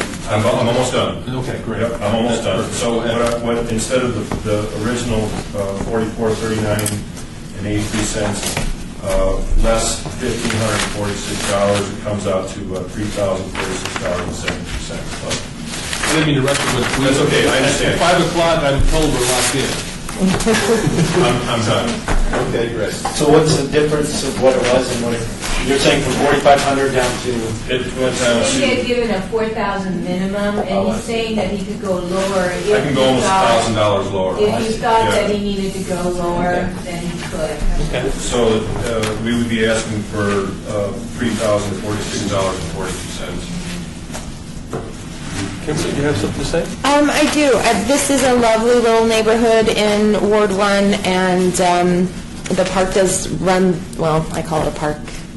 You guys call it a park too, don't you? It's a park, common area, walking. Yeah, it's a passive park by city standards that runs the length of their, the ends of all their cul-de-sacs. So I think this would be a nice addition if the neighbors are all in favor. I'm wondering, though, who's going to be the keeper of the discs? Are people going to buy their own, use their own, bring your own, Here's keep them? something I forgot to mention. Okay. The Las Vegas Disc Golf Club is donating 50 used discs Okay. for the children to use. And, when we get this project going, we're going to have a big barbecue and hot dogs and everything, and every kid's going to get at least one disc. Oh, okay. Every child will get at least one disc. And these discs here, half of these, I'm going to donate as well. And something like this new, it's $20. Brand new. Yeah, they're specialized. They're not the kind you play catch with on the beach. These run $7. Okay. But it's a pretty popular sport. There's I don't know, countries all over, courses all over Europe, Canada, and Japan, and it's a lot of fun. I mean, if you can walk and you have at least one arm that you can do this with, you can play disc golf, and it really is a lot of fun. There's a park down the street from my house that people play at all the time. There's Sunset Park, Mountain Crest Park, Red Ridge Park, Anthem has a course, and now Lee Canyon has one as well. If I could ask a question, Kimberly, I wasn't clear on whether this is a city park or whether this is land that they own as a neighborhood, and so it makes a difference in terms of the permission and paperwork, things like that. I'm not sure where the boundary ends, so I'll have to look at that. When I spoke with Lois Tarkane about it, Yes. she said that there was not going to be any issue as far as getting any permission from it. Oh, no, it's just that we need to know who to call and how to bring it in to get. Just process. Yeah, it won't be a problem. And my question's kind of related to that too. Is this a public park, so can people, not just 50, 60 children there, use this as well? Is it considered public? Are you worried about bringing other people into your community? 'Cause I'm thinking, if I heard, if I didn't mean to interrupt, I'm sorry, but if I know that there's this really cool neighborhood that has this, then maybe you might end up, obviously you belong to a club, so the word's going to get out that you have it, so. The way that we're designing it is it's not really going to be attractive to Real players. to any other than a beginner player or a child, because it's going to be so short, it's going to be boring. It's just something for the kids to do after school and on the weekends, and get them out of the house, get some exercise and some recreation and learn a new skill. Time off from video games. Exactly. And fresh So air. the most you expect is Billy's friend Tommy will come over to his house and then they'll go play. Correct. And we have block captains on every street. And if there is something that goes on, they'll call me and I'll go down and investigate, see what's going on. It's not something people are going to play at night. It's a daytime kind of thing. I don't anticipate people not going to Sunset Park and coming to our little park too, of course. And I don't mean to call this to an end, but we're 10 minutes from being locked in here. I hate to cut off this discussion, but is anything that has to be said, this will be the time to do it. Okay. I think we're good. We're sorry to cut you off. That's okay. Presentation. Time is of Yeah, I got my point across. I wanted You to did. short this week. Thank you very much. Not take up too much of your time. Really appreciate all your Great questions. idea, though. And Maria, I'll look into that for you, because there's also, part of that is also NDOT. So it's, Part of that is NDOT? Oh, my goodness. well, no, Let's work together. I will, yeah. Not where his part is, but it's 3 different layers of things in that area, so I'll have to tell you where each level is. Yeah. All right. Let's try to, what we're going to do is... Oh, I'm sorry. Thank you very much. This is my favorite one. Watch the wires. Please say I made it too.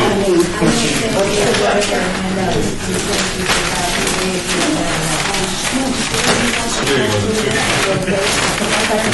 Not make a photo and run like that.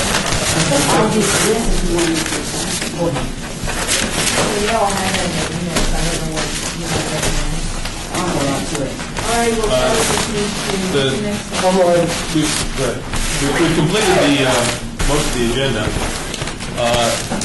Before we consider citizens' participation, which doesn't really have any, is the board member would like to make any comments? Brief ones, I hope. The only comment I wanted to make, what Michelle brought up earlier, was that we give people 10 minutes, but it's not clear to them that it's only 10 minutes. And so they prepared for 10 minutes, and then we only really have about 7 minutes because we need 2 or 3 minutes for questions. So what I do tell them that they need to, that the 10 minutes include questions from you. So it's, we had a lot of first timers. We saw that the other ones were pretty much organized. So, but, The only alternative is to make the time longer, obviously.